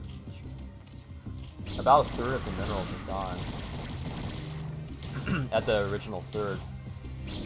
There is a Reaver out with the Protoss army, 2 defending bottom right. Nice storm. Like, Protoss is not out of this with good control, playing defensively. Again though, Ashen's attacks sometimes are a little uncoordinated. Big plague, huge plague on the Protoss army, but again, Protoss does have splash damage. If they can get in position, nice storm, killed a ton of Hydras. Reaver hasn't fired a single shot yet. Another nice storm, takes out all of the Hydras. Some Hydras coming from behind them might snipe the Reaver. It's trying to creep away, it's not firing. Just fire! Reaver does go down. A lot of these plagued goons now, having to deal with all the Hydras just trickling in, just picking them off a bit at a time. Again, the Protoss army has to snowball. It's either super strong or it just falls apart.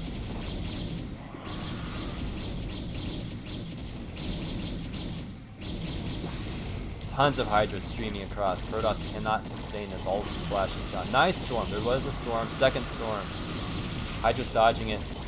The hatcheries go down, but Protoss loses basically their entire army for that play, and Zerg just continuously pushing in. Do not think that was worth it. Protoss did not secure a base. Didn't deal any significant economic damage to Zerg. Lost important tech units. Yeah.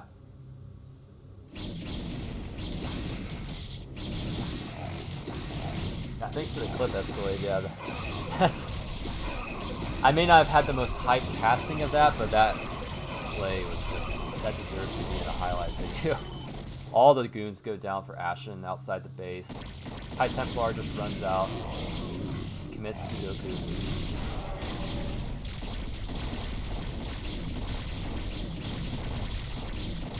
Ashen's hanging on here.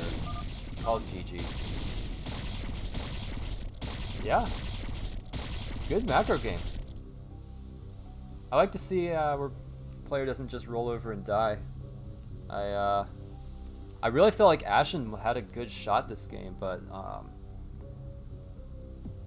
maybe the army control is just not quite, wasn't quite enough. But yeah, let's see who's up next.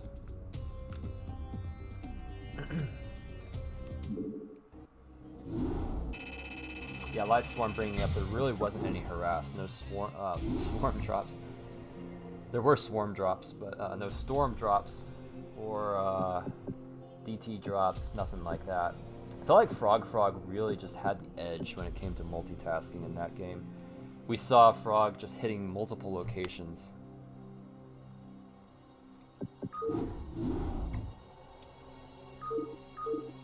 Alright, so we saw Frog versus...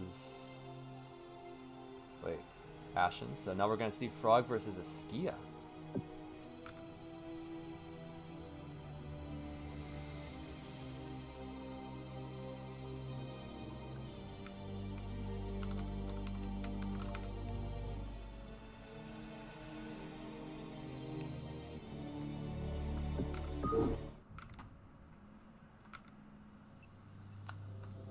Alright. I believe this is our first. Is this our first? I don't remember. Anyways.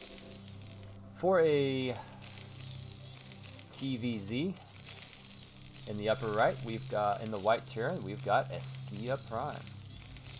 Maybe this is gray. I think this is gray.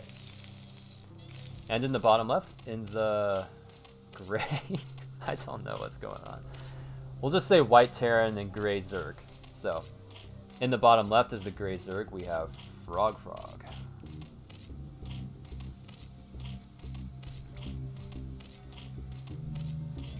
Yeah, I see how it could be white, but when I look at this dirty, grungy shading, it just doesn't look white.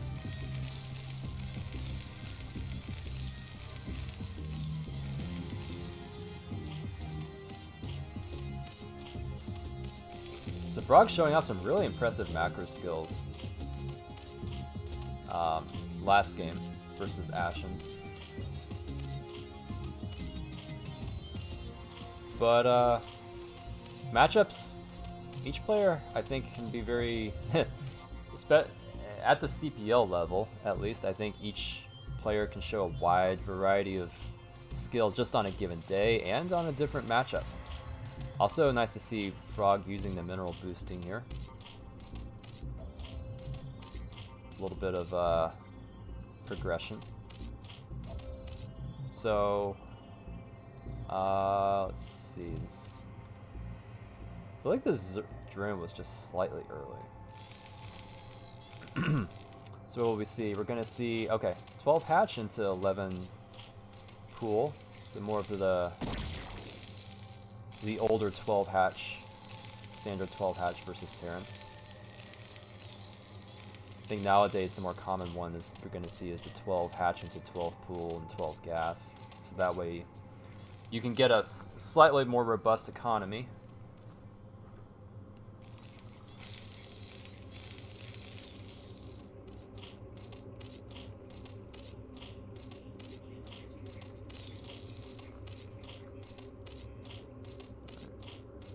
little bit late pulling drones to gas here.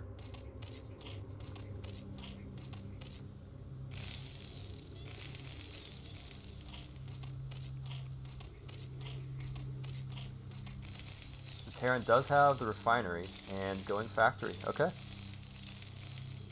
Maybe a 1-1-1, maybe just we'll see. I wouldn't expect 1-1-1. And only one, there's only one SCV on gas, so I don't think we're going to see starport.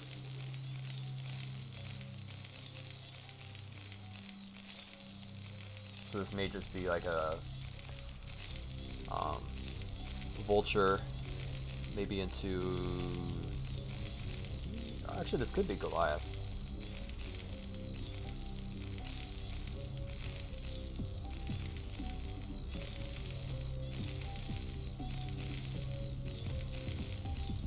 '18 hatch build that goes off of 1110. Not familiar with that one, actually. I think the 18 hatch is, or maybe it's 16 hatch when you go 12, 12, 12. I don't remember.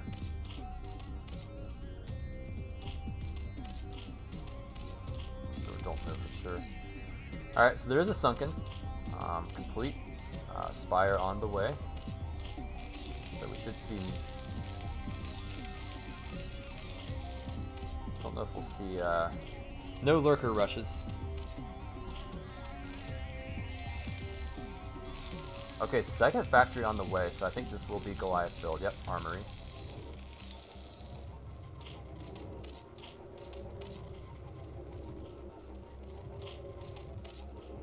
Light Swarm clarifying here, so 12, 12, 12 is for a 21 or 22 hatch if you're right side.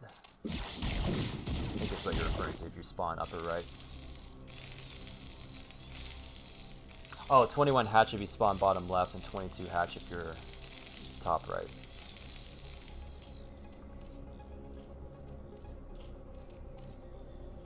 So yeah, this vulture just gonna slink away. So Spire almost complete, and there are no Goliaths out. Also no armor upgrade started. What is Eskia doing?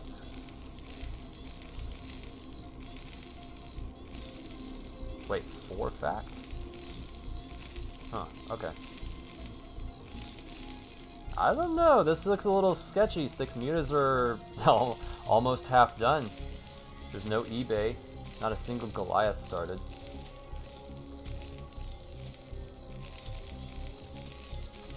This is looking a little sketchy here.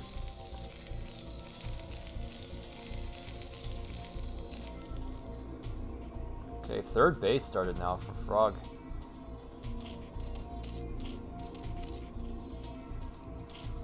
Evo chamber going down. No,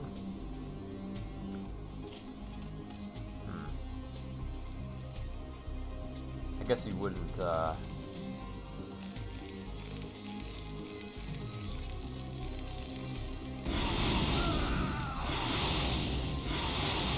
yeah, totally exposed mineral line here for Eskia.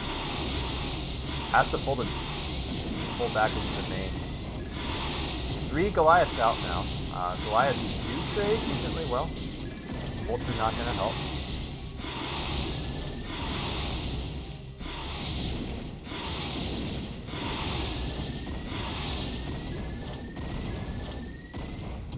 Four Goliaths in production now.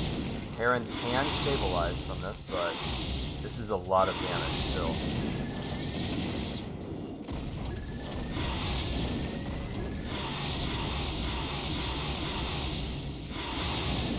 Alright. Missile range upgrade almost complete for the Goliaths, in which case it should just harass good end. Okay, yeah. At this point the units can't fight. But Terran actually down in SCVs versus the Zerg. Zerg has gotten their third base complete.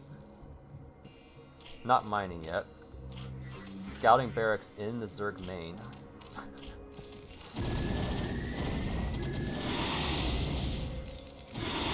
Eskia doing some micro. Not producing anything. Eskia, what are you doing, buddy? Okay, he is making some Goliaths now.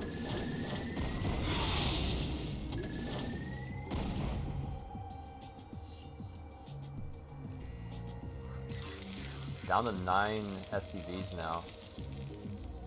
Eskia won't be able...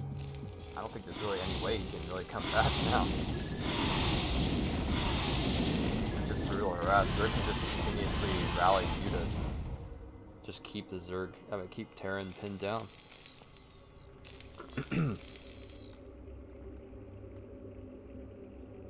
Not really sure what Eskia was doing though, because I think he scouted that there were mutas.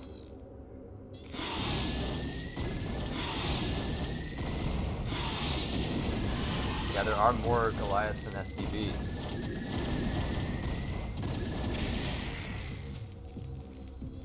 Wow, yeah. I mean, 8 Goliaths, pretty strong, even in numbers to the mutas. But, Terran economy is, I mean, down to 6 SCVs now. These SCVs not even guarded.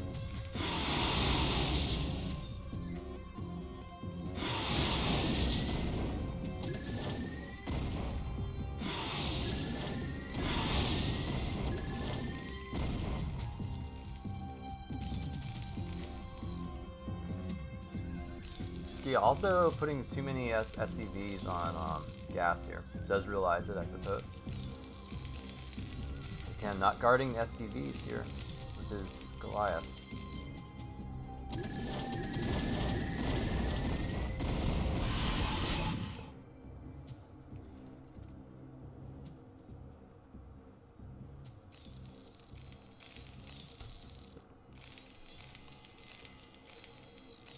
White Swarm says just need faster eBay, but you know, not sure Eskia can buy anything off eBay that'll get him out of this game as he taps out. GG.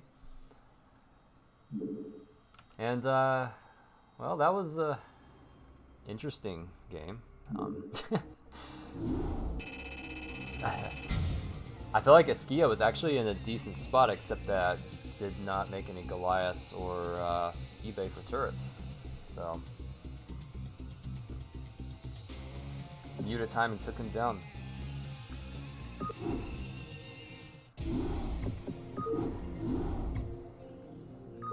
Alright, so next we have Frog versus Josh. Another Zerg versus Terran.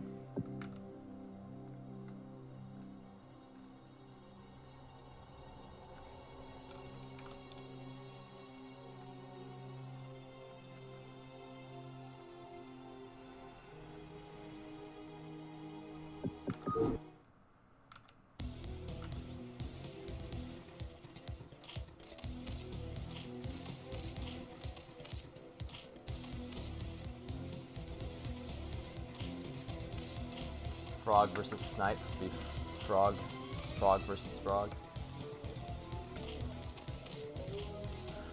Alright, spawning in the upper right. As the orange Zerg, we have Frog. Looking pretty strong so far, this group. And in the bottom left, Flash's protege himself, it is Josh.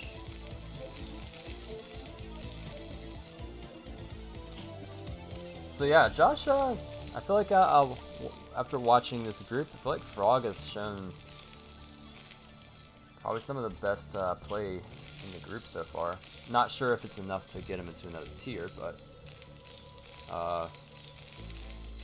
looks pretty impressive still. So we'll see if Josh can take him down. Now I believe Frog lost the first game. Who was it against? I think it was that goon. Yeah, it was the goon timing by name slipping me now.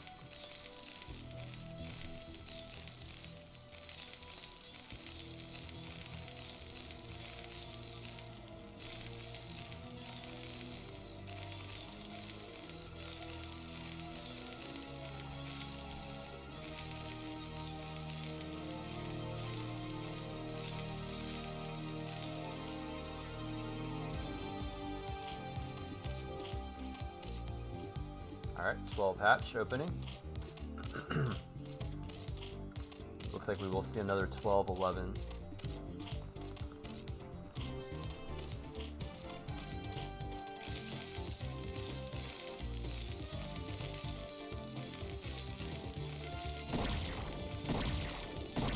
I feel like this barracks was late.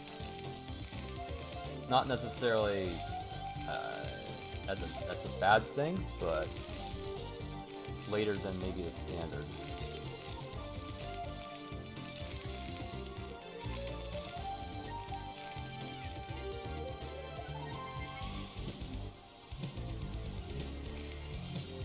Double SCV moving out. Whoa.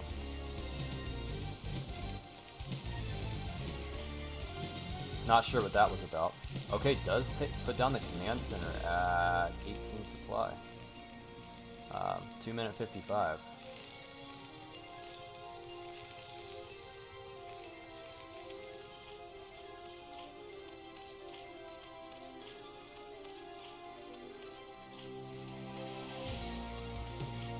Alright, so Frog gets the lair.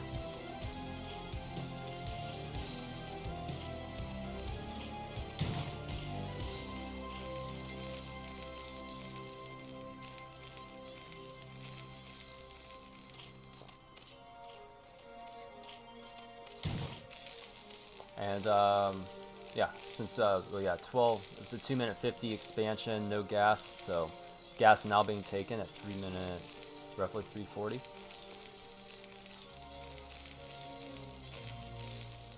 For Terran, so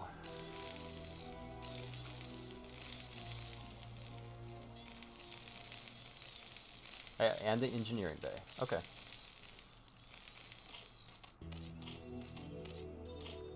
Right. Zerg puts down Creep Colony, then cancels it.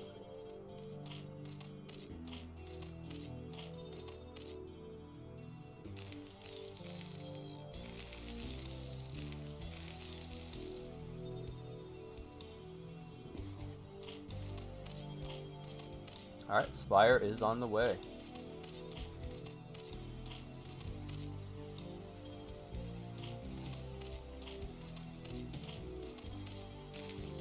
Not sure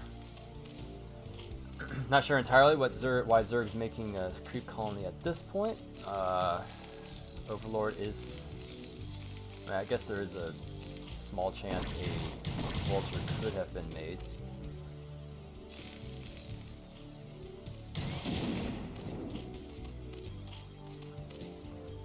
Ling speed complete. Ling's moving across the map. Double bunker. I'm guessing Josh saw the Ling speed and no scout, so is just preempting a lurker. But he's reading this totally wrong. There is an eBay on the way, but I mean, the Spire almost complete, no turrets started. Okay, there is finally the first turret. Okay. So we should not have a repeat of last game. But Josh needs to recognize that the threat's not going to come from the front, and his turrets are both positioned. Like, this one will cover. Yeah, I mean, Josh doesn't have coverage for his mineral lines. Okay, we'll have. There is one going down the main, second in the main.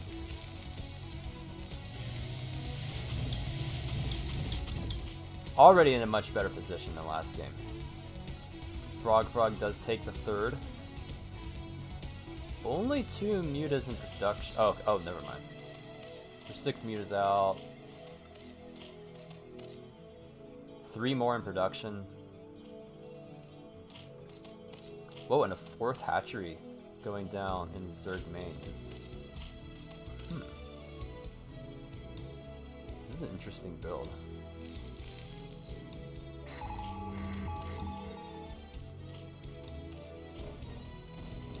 So Link's finding, Muta's finding a little bit of harass, but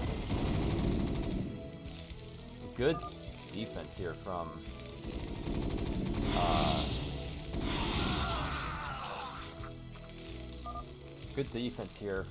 Josh.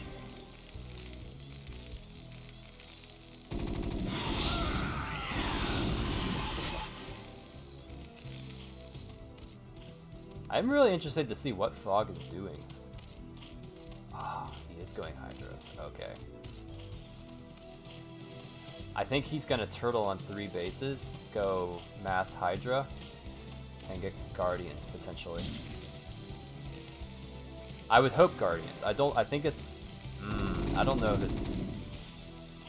It might be too late to be transitioning to Hydras. But with 4 hatcheries, like, it can be a ton of drones. And then these mutas, the heavy muta count.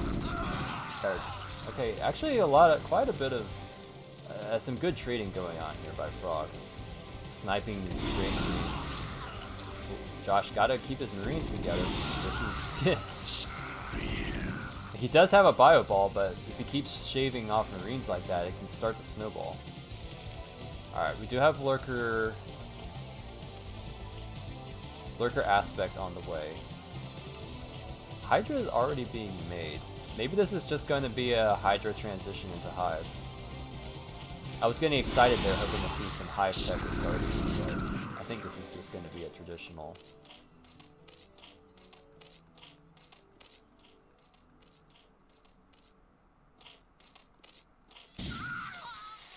Wow. Frog actually managing to kill off all of Josh's bio force. Josh not macaroon.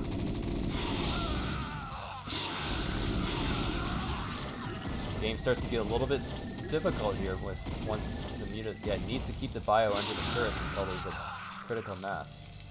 Unable to complete the factory.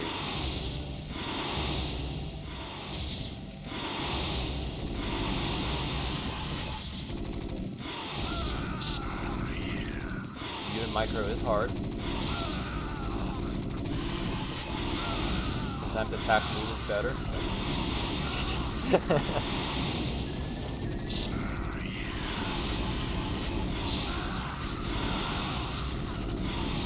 Alright, so that was Frog. Frog is spending money behind us. Getting... Wow. Overlord. Overlord transport? Is that a misclick? Or is this going to be a lurker drop? Do you really want a lurker drop? Like, where do you put them? I mean, versus this many turrets on a Terran that's sitting back, I don't know if you want to go lurker drop. Unless you want to control the ramp. Okay, Queen's Nest on the way.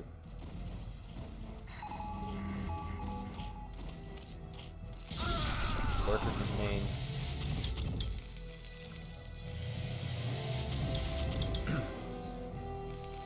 I don't know, maybe Josh really, Frog really. Let's see, if this is gonna be, this might be tier 1. A tier 1 group. Possibly tier 2, but I think this is probably tier 1. I don't know, this is probably like mid to high tier 2, is my guess.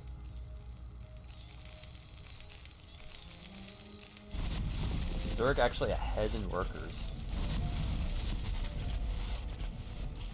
Alright, so Hive on the way.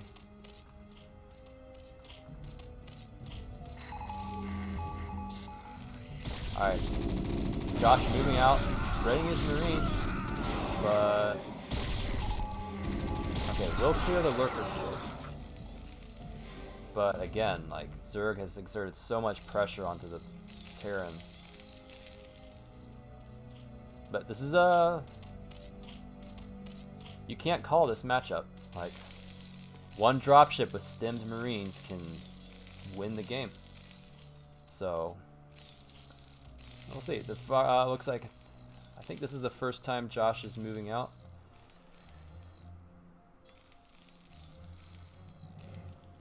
Again, controlling bio is very difficult for those who don't play Terran. Marines are overpowered, but only when controlled.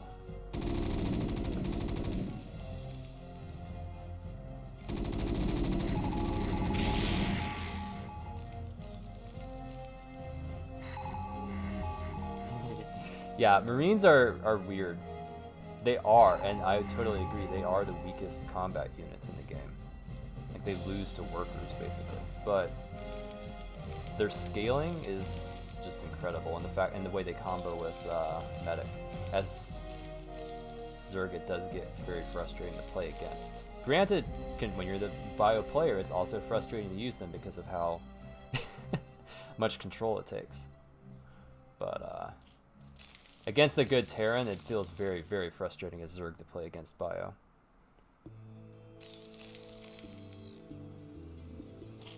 So Zerg getting another hatchery. I do not see an... Okay, just... Okay, so no Ultralisk tech. Well, Terran's getting a third, and there's no fourth yet for Zerg.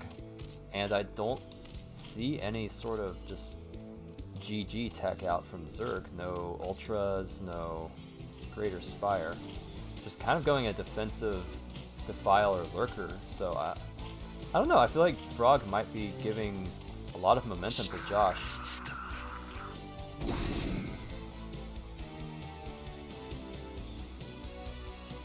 Exit with the flex coming in saying he's playing Terran now, so yeah.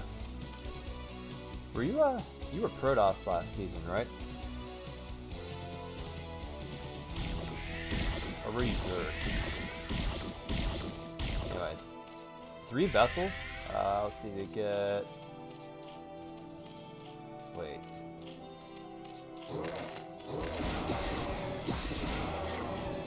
Okay, yeah. 3 lurkers go down. But there's so many lurkers.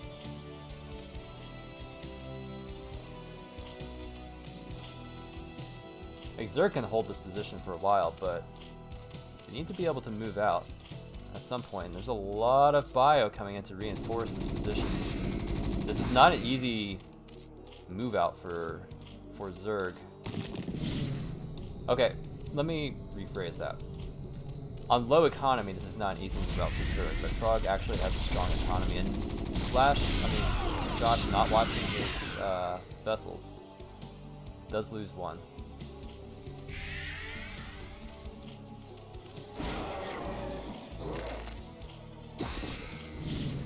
Yeah, I don't think I would want to play Tier 0 in CPL, at least after seeing how many Terran versus Terran games there were.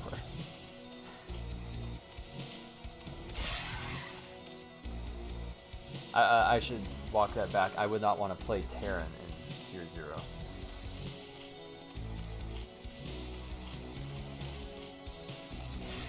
I mean, that's what I'm doing this season, so I'm race picking Protoss. Like, my Protoss is atrocious, but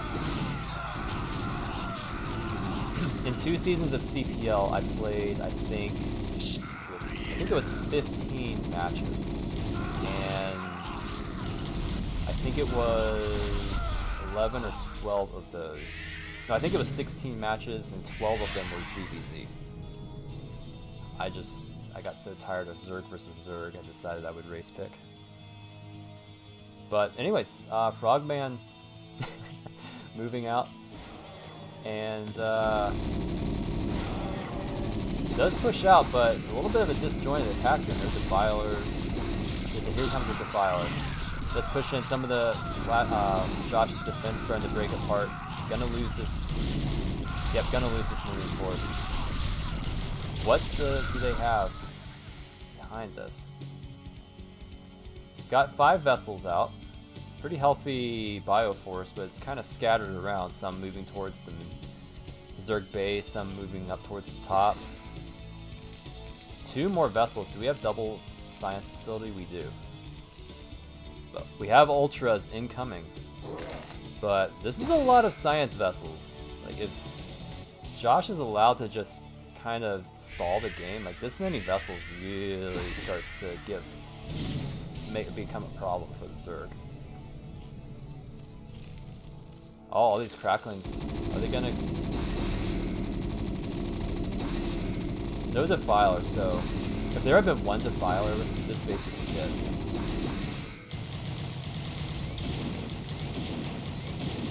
Wow, Adrenalines just kill SPs so fast. What? What's going... Okay, Josh, this is a little much. What are these? the 6 kills on 1 link. That, wow. Oh, Josh's Bioforce just getting caught out here. No Dark Swarm needed. Just Ultra Lean Lurker just rolling over the middle of the map. Josh has to retreat now. Building a 4th command center, but buddy, I don't think you're gonna be you're taking any bases soon. Nice wall of Marines here. Kills. Okay. That's one thing you don't do is just run your ultras to the Zerg, to the Terran Natural. Maybe in some cases, but.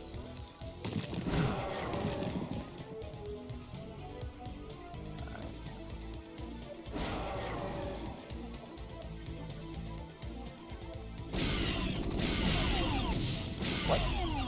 Wow, 3 vessels, but still has 7 vessels. Could have been 10. Now has 7 vessels. Alright, well, CC floating into position. I question taking this base, but alright. Vessels on the hunt. Again, these mutas not really doing that much. I mean, if Frog can get a plague, all these mutas will just... Ugh. It's a little painful to watch.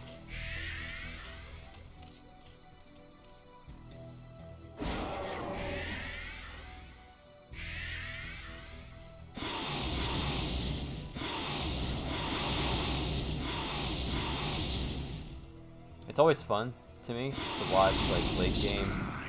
It's funny, like Zerg players, and I probably am talking about myself too, but Zerg players forget how to micro mutas after like the 15-minute mark.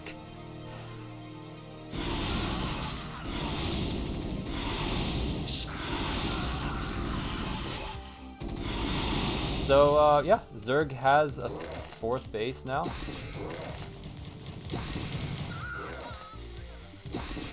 Ultra's on 2-4 upgrades. Ling's on 2-2. But I mean, Terran keeping pace on the expansion count. Zerg, wait, what? Frog only has 5 drones in the main. Like, Zerg has a lot of minerals left over in the main.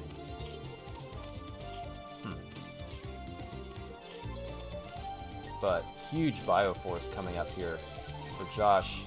I feel like Frog is kind of like, after an amazing start, he's been having a little trouble in the late game. Okay, good Dark Swarms. Even though even if you lose almost all your being Ultra before this, now I wouldn't advise pressing this attack further. That's Frog. Yeah.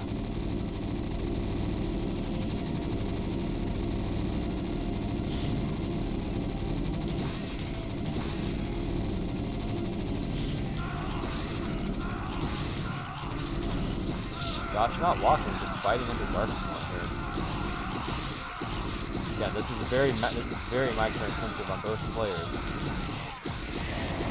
Mistakes being made on both sides.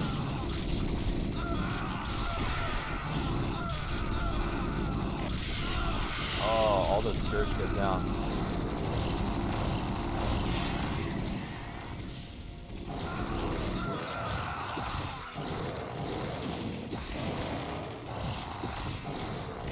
Okay, gets a plague on the vessels. Are there any mutas left? There are 4 mutas. So, yeah, the Zerg does make a little headway, but I feel like the swarms could have... If the swarms had been a little bit further forward, maybe this base could have been dead. Zerg does start taking upper left. Very risky.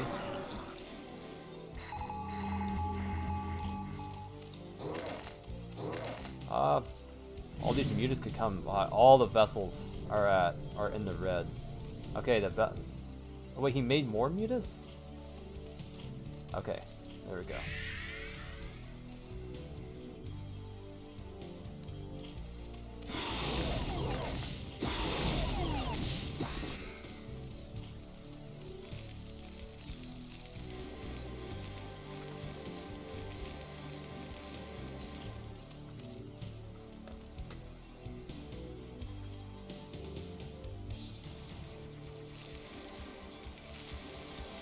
Muta's looking, but I think, yeah. Second attack incoming here. But again, the Dark Swarm's not quite in place.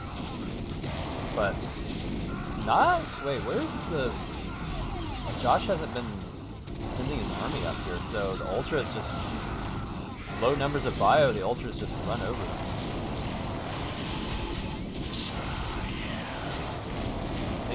Okay, the CC is lifted. Bioforce reinforcements have made it. No Dark Swarm in position to cover for these Ultras. So the Ultras go down. Again, Frog kind of running out of gas when in these attacks, not able to keep up the micro with his Defilers and keep moving forward. Again, a reason why, you know, late game Defiler control is tricky.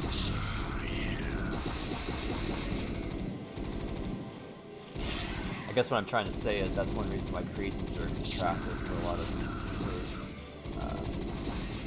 CPL level, just because it's a little easier to control than moving Defilers forward.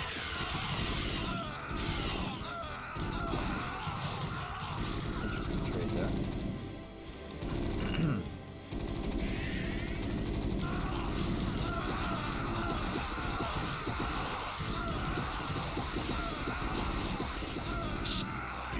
Got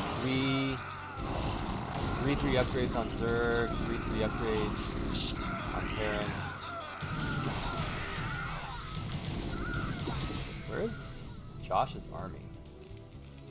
I think Josh is just forgetting to... Okay, Josh has a lot of gas. Wow. Frog with a lot of minerals.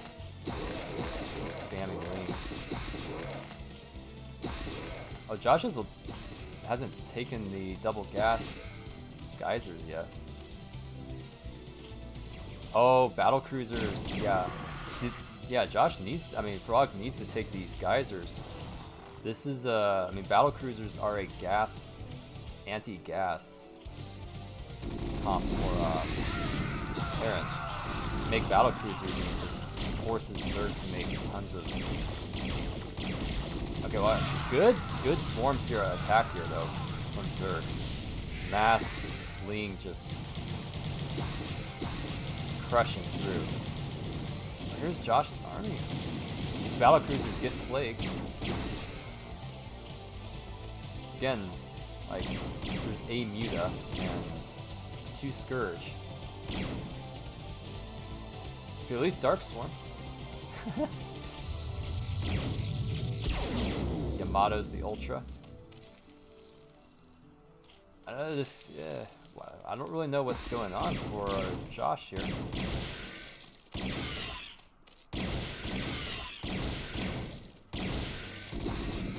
Both players seem to be having just kind of running out of steam.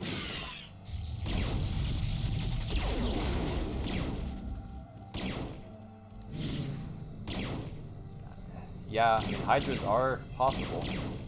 You can also just make... you can also just do that. So, let's look at the state of the game. Terran has 1 mining base. Zerg, half a base in the main. Not mining this base.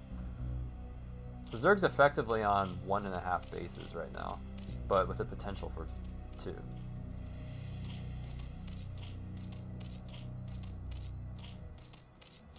Okay. Josh has assembled a Bioforce. Will avenge this base. Where are the medics? Just one medic for like 50 Marines? Well, 20 Marines? 30? Okay. I would say this is a very scary attack, except I do not see... Oh no, the... Oh wow. Like 3...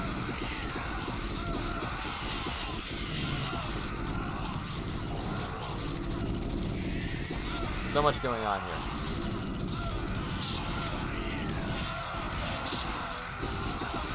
Would like to see at least a few fire bats mixed in. Like, where are the medics?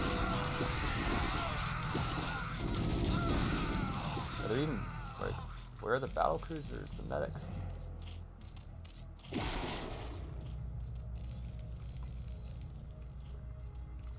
Even with the science vessels, like just, you know, putting D-Matrix on some Marines.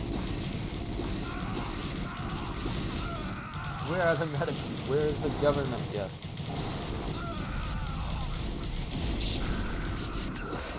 Yeah, we see Josh just losing control of the base here. He's down to basically half a base. Calls GG. Frog. Looked a little shaky this game, but still, very strong start.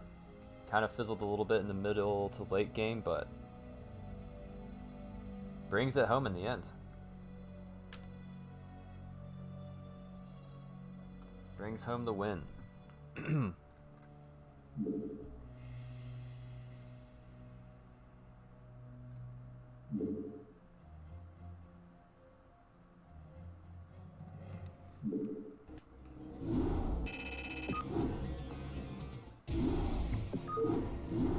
All right.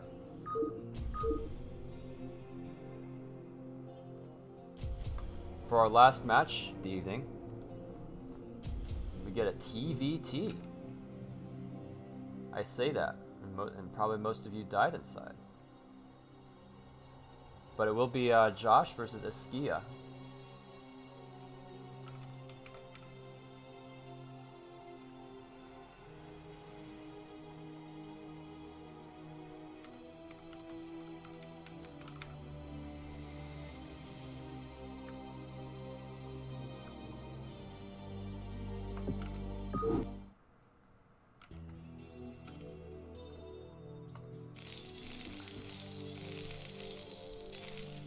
All right.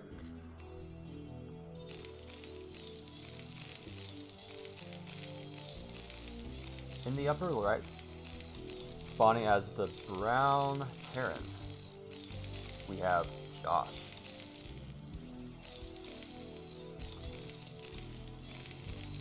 And in the bottom left, spawning as the yellow Terran, we have EskiyaPRIME.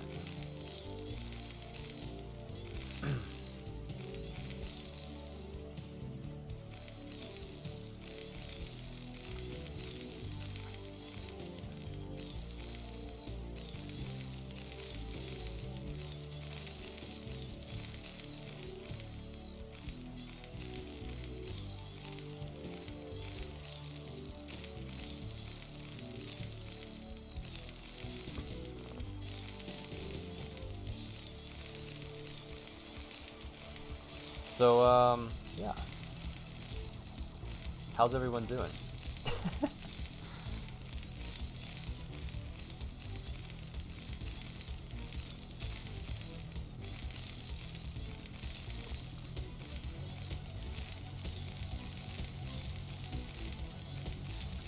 As in CPL, BBC does not stand for British Broadcasting Corp. It stands for Big Battle Cruisers.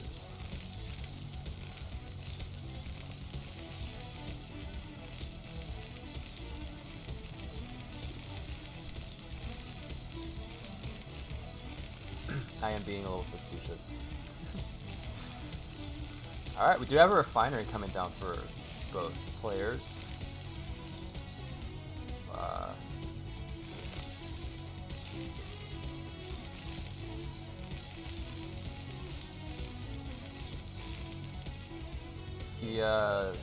Interesting scouting path. Maybe just looking for a BBS.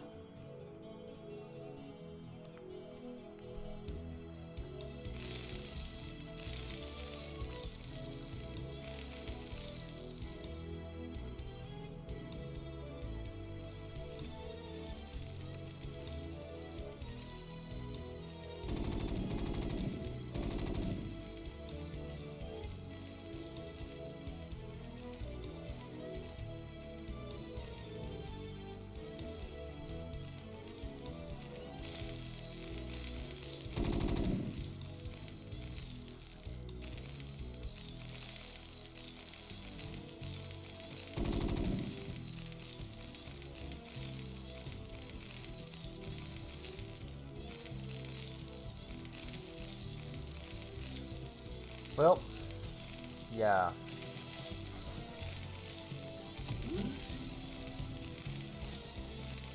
Nothing too much happening. Factories going down for both players. Double Marine. Guarding the Natural. Josh starting the expansion a little sooner. So it looks like Eskia may be following here.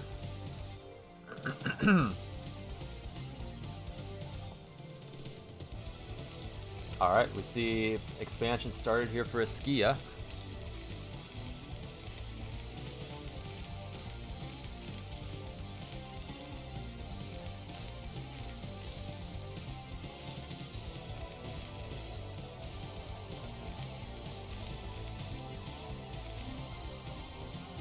Alright, we see a vulture here for Eskia.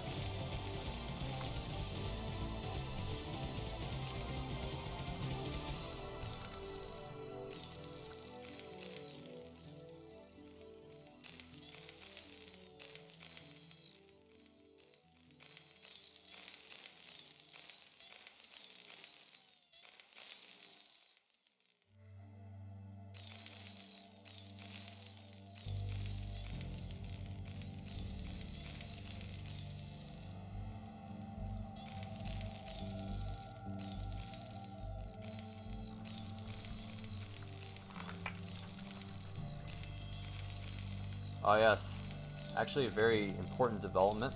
Eskia is one worker ahead.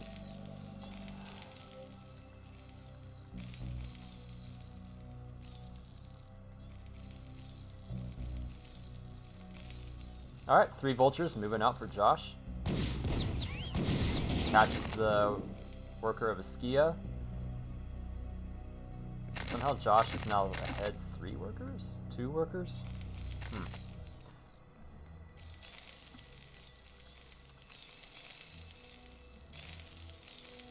Josh sitting on... Okay, now starting the 3rd factory.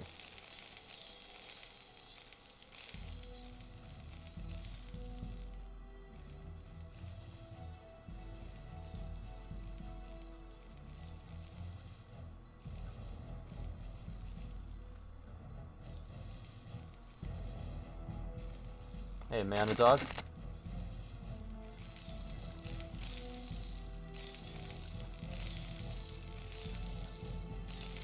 I think I'm gonna retitle this the ASMR chat as we listen to the sounds of SCVs mining.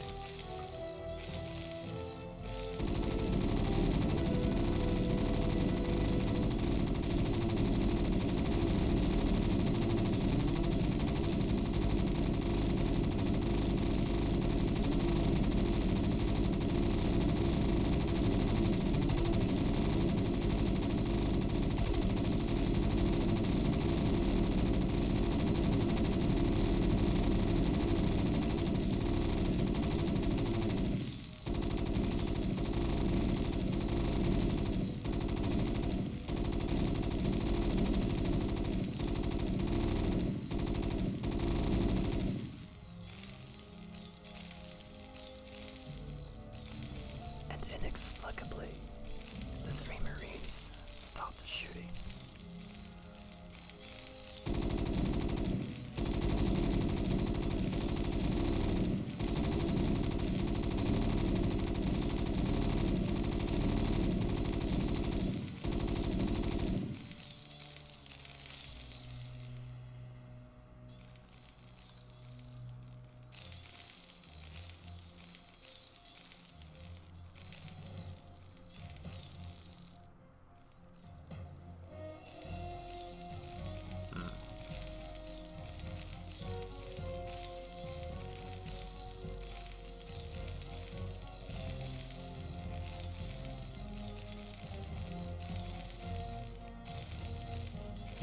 Interesting point. See if you patrol the barracks, patrol the Marines, they'll keep chasing the barracks, as opposed to just giving up whenever it's out of vision.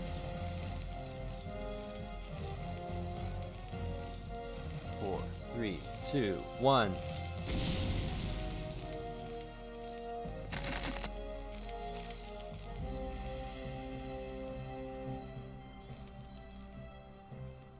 Strategically, Josh has gotten into the position of completely containing Eskia, and I say that as Eskia's basically his entire army is vultures, so it doesn't matter. But there is a vision advantage. Well, Josh has the vision of Eskia any ground move out. So it looks like Eskia is going to break out, do some scans, clear the mines. Josh's Vulture Force very split up, and Eskia actually takes us, well, basically okay, significant supply lead now, as in a 12 supply.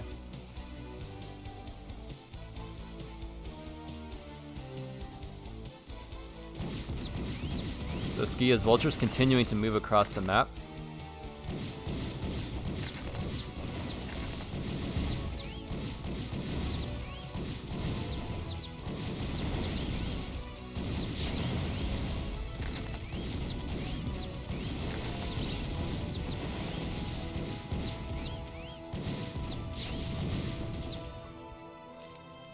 Oh, is Eskia actually gonna...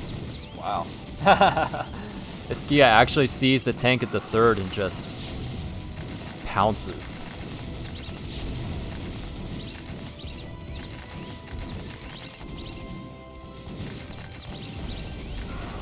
Wow. Good control by Eskia, just wrapping around behind now.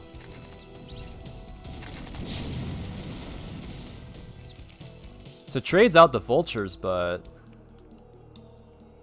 kills, I guess, what, one tank, Goliath or two. But still, Josh on 3 bases. And Eskia on 2.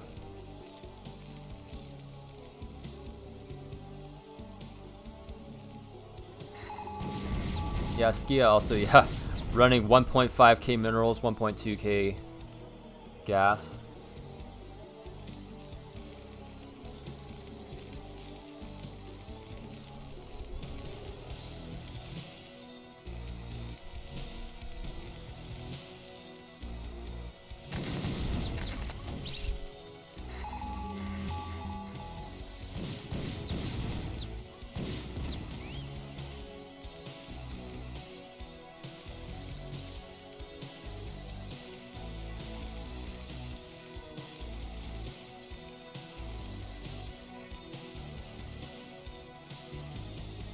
Alright, so third base coming down for Eskia.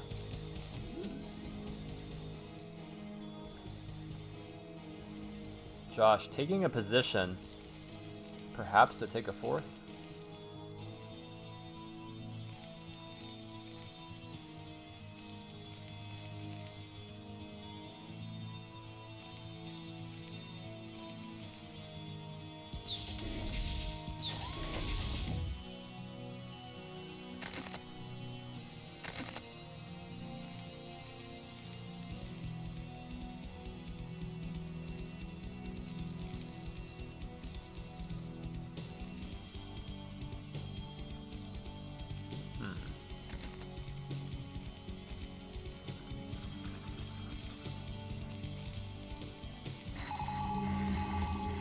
Somebody just scanned. I think it was...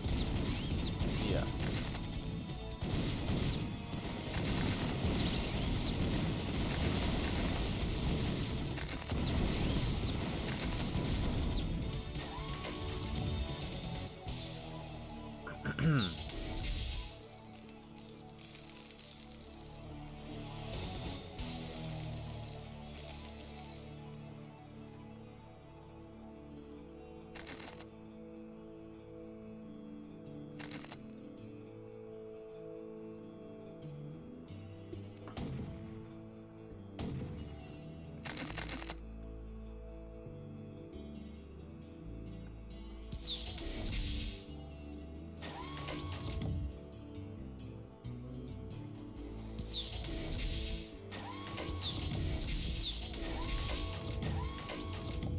So both players essentially just taking their respective high grounds, splitting the map. Josh does have a few vultures on Eskiya's side.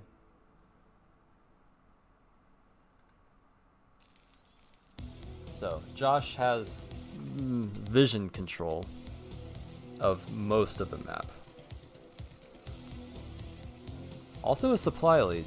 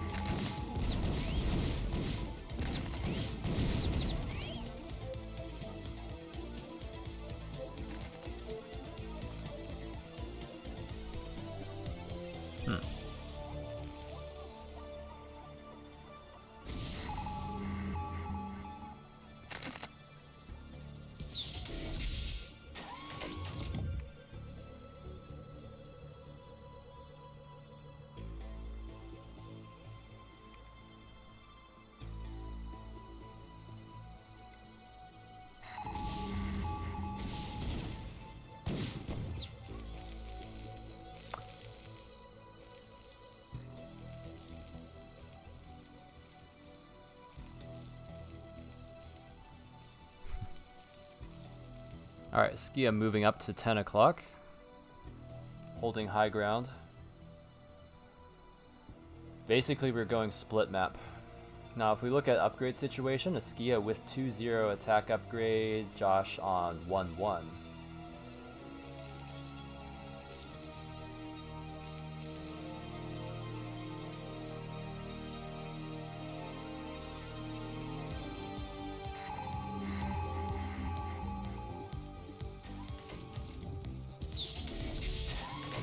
Up, Josh unsieging up here at the north.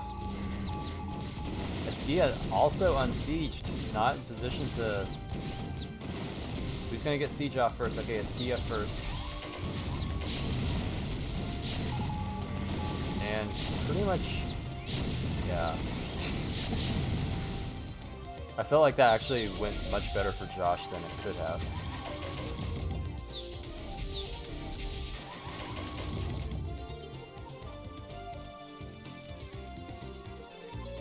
Yeah, I don't think there's a single air unit in this game.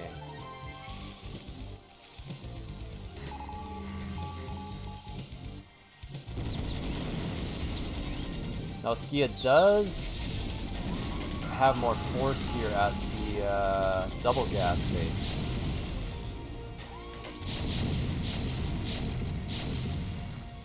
But Josh does have the high ground advantage, so without flying vision here, Josh can probably slowly whittle down Eskiya's force.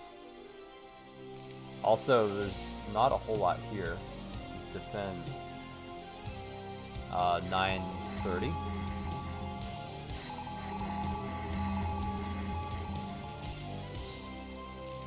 A lot of Goliaths.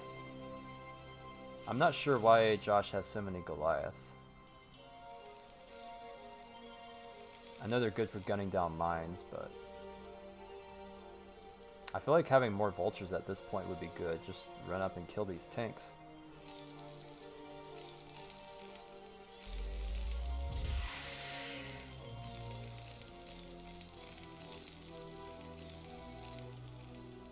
Wait, I missed something? Josh has taken both bottom right bases.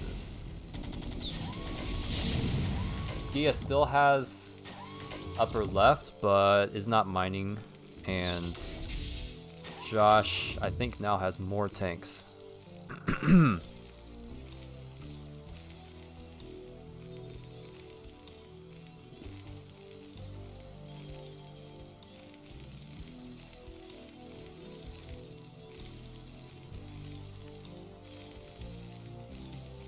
Okay, we have double dropship in production for Josh and one for Eskia.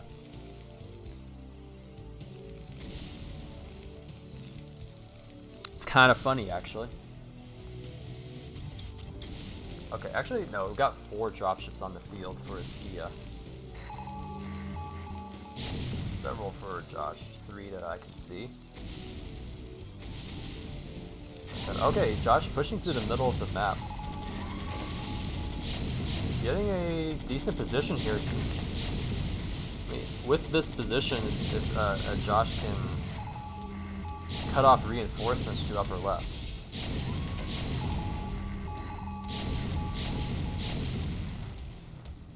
But Eskia moving dropships through the middle of the map.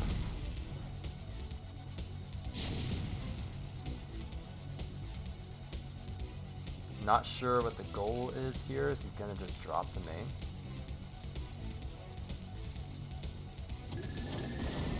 Okay, Josh sees it, but Eskia not sure. Okay, these tanks are a little clumped up here.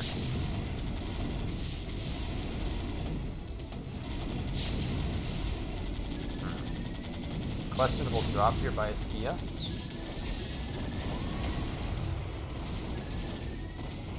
Okay, well.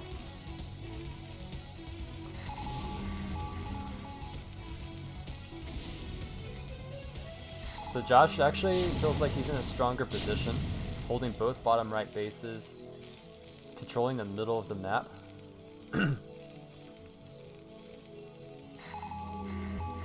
And Eskia has just thrown away and the army, dropping the main. Okay, but let's see, Josh does have battlecruiser upgrades. So we're gonna see it, battlecruisers. So Eskia just rolling across the field. One mine blows up like 3 or 4 tanks.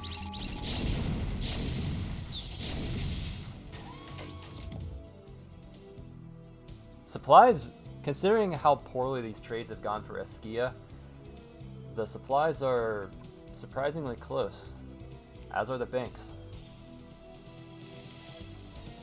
3-0 upgrades for Eskia, 2-1 for Josh.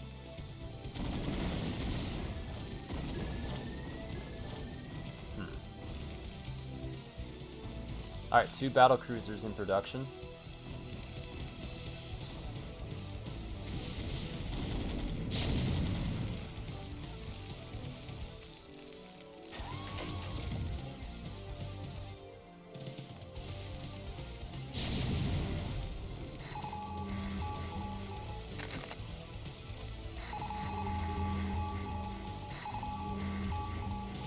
I'm pretty sure Josh could have just dropped this base. I'm sorry, Eskia could have dropped it.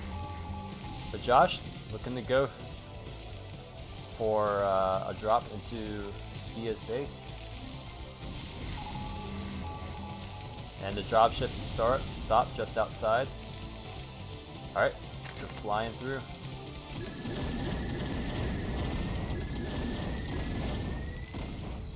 Let's see, how do I get rid of the panel?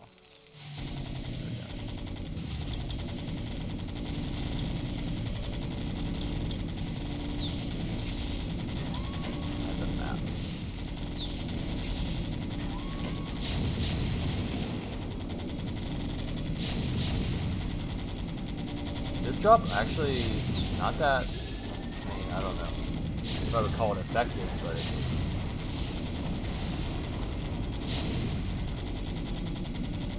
it's destroying some stuff.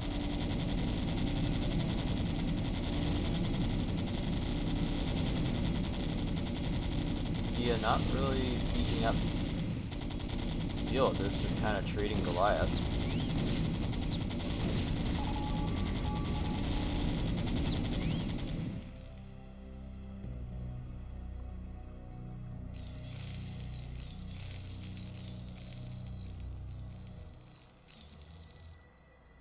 Alright, so Eskia, wait, so Eskia has...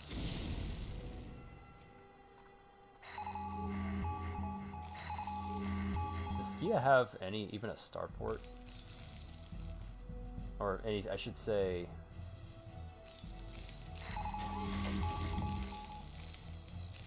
Okay, so we have how many battlecruisers now? Alright, Josh has 2 battlecruisers. 2 more on the way. Is revealing the 2 battle cruisers up at 9:30. Just gonna take out these tanks and maybe combo the ground's army. But Eskia gonna respond by bringing sizable force up. Josh not in position to support these battle cruisers.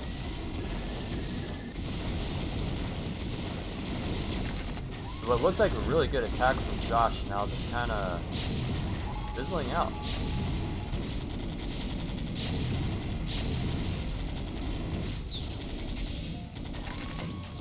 And both players return to their sides of the map.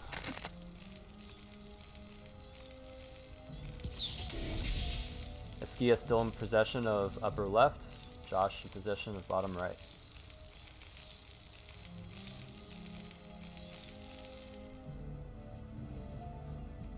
Yeah, Josh the one going for battle cruisers, but Eskia with the double gas maybe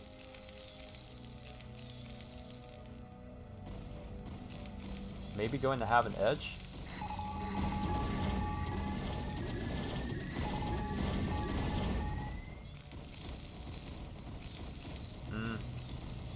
I think actually this is better for Josh because I think there are more minerals at bottom right. And there are 2 gas down there anyways.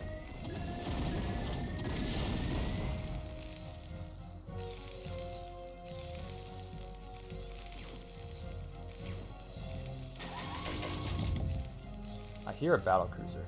Okay. Middle.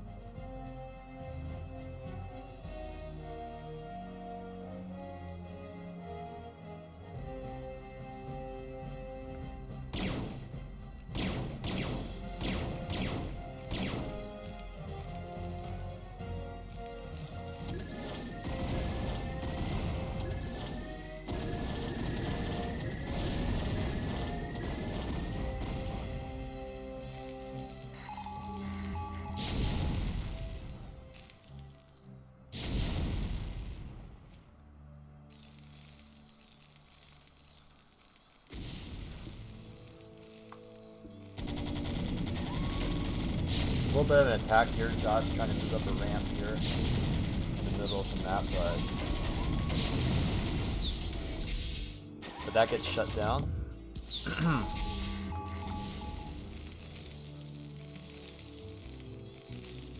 And a huge bank for Eskia. I feel like the economy should favor Josh, but Eskia with a bigger bank, and both players maxed out.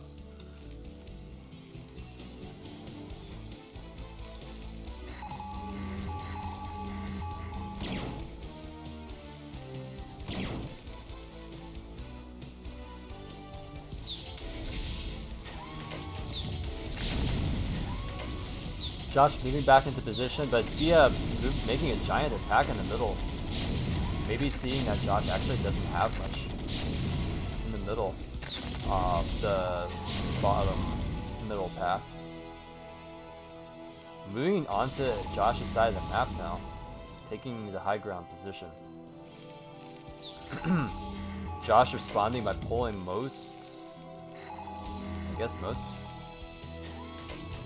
about half of his army, maybe a little over half his army from upper left.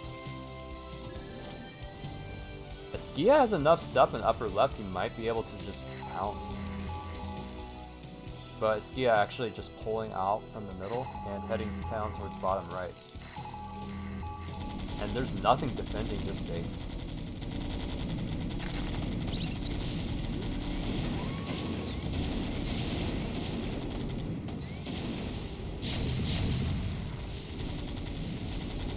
Josh following with battle cruisers and a lot of Goliaths. So I don't really know who's supposed to win this fight. Okay, battle cruisers are good.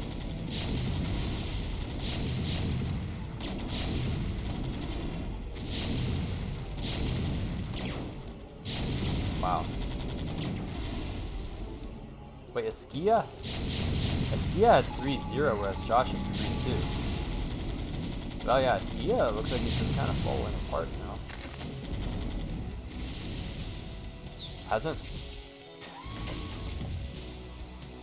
doesn't really have much of an army defending the natural as Josh moves on to Eskiya's side.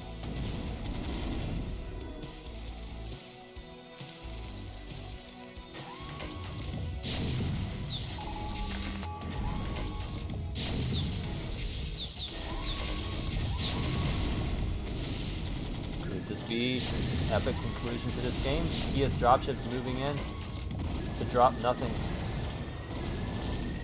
Eskia setting up a last with his back against the wall, setting up a siege line outside his base.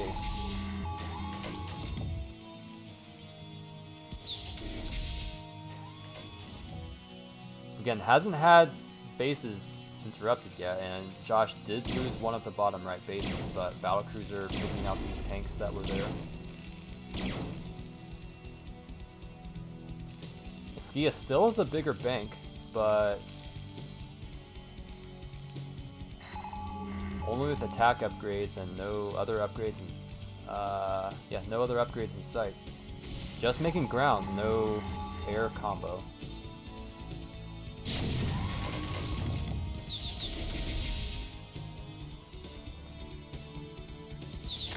If this were Borisa, there would be a nuke somewhere.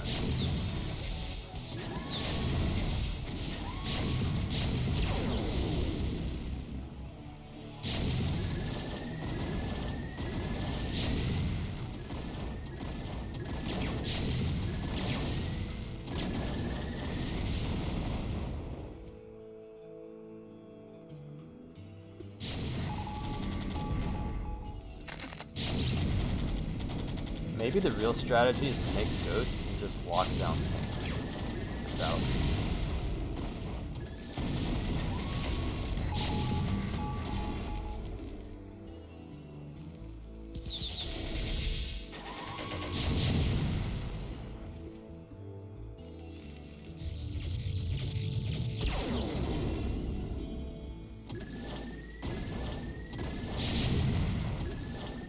A lot of battlecruisers, well, 4 battlecruisers for Josh, but I just lose one, almost loses one.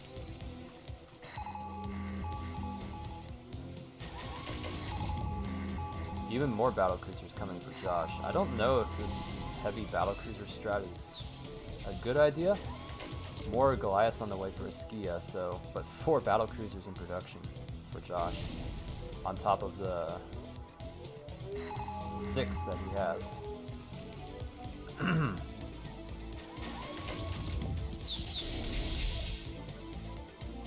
Alright, battlecruisers are moving into position, but Goliaths moving to intercept.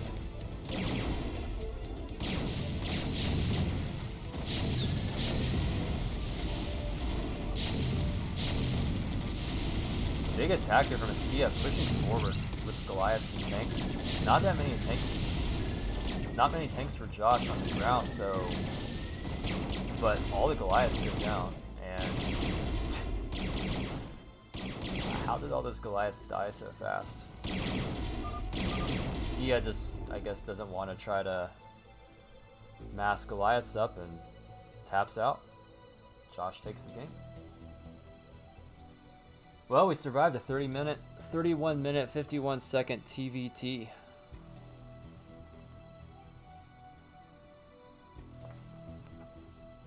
Who won? Who wins in TVT? Does anybody win? I don't know. But well played. So anyways, we'll be back tomorrow with another cast, Group 24. So, hope to see you then. Thanks for watching, and we'll see you next time.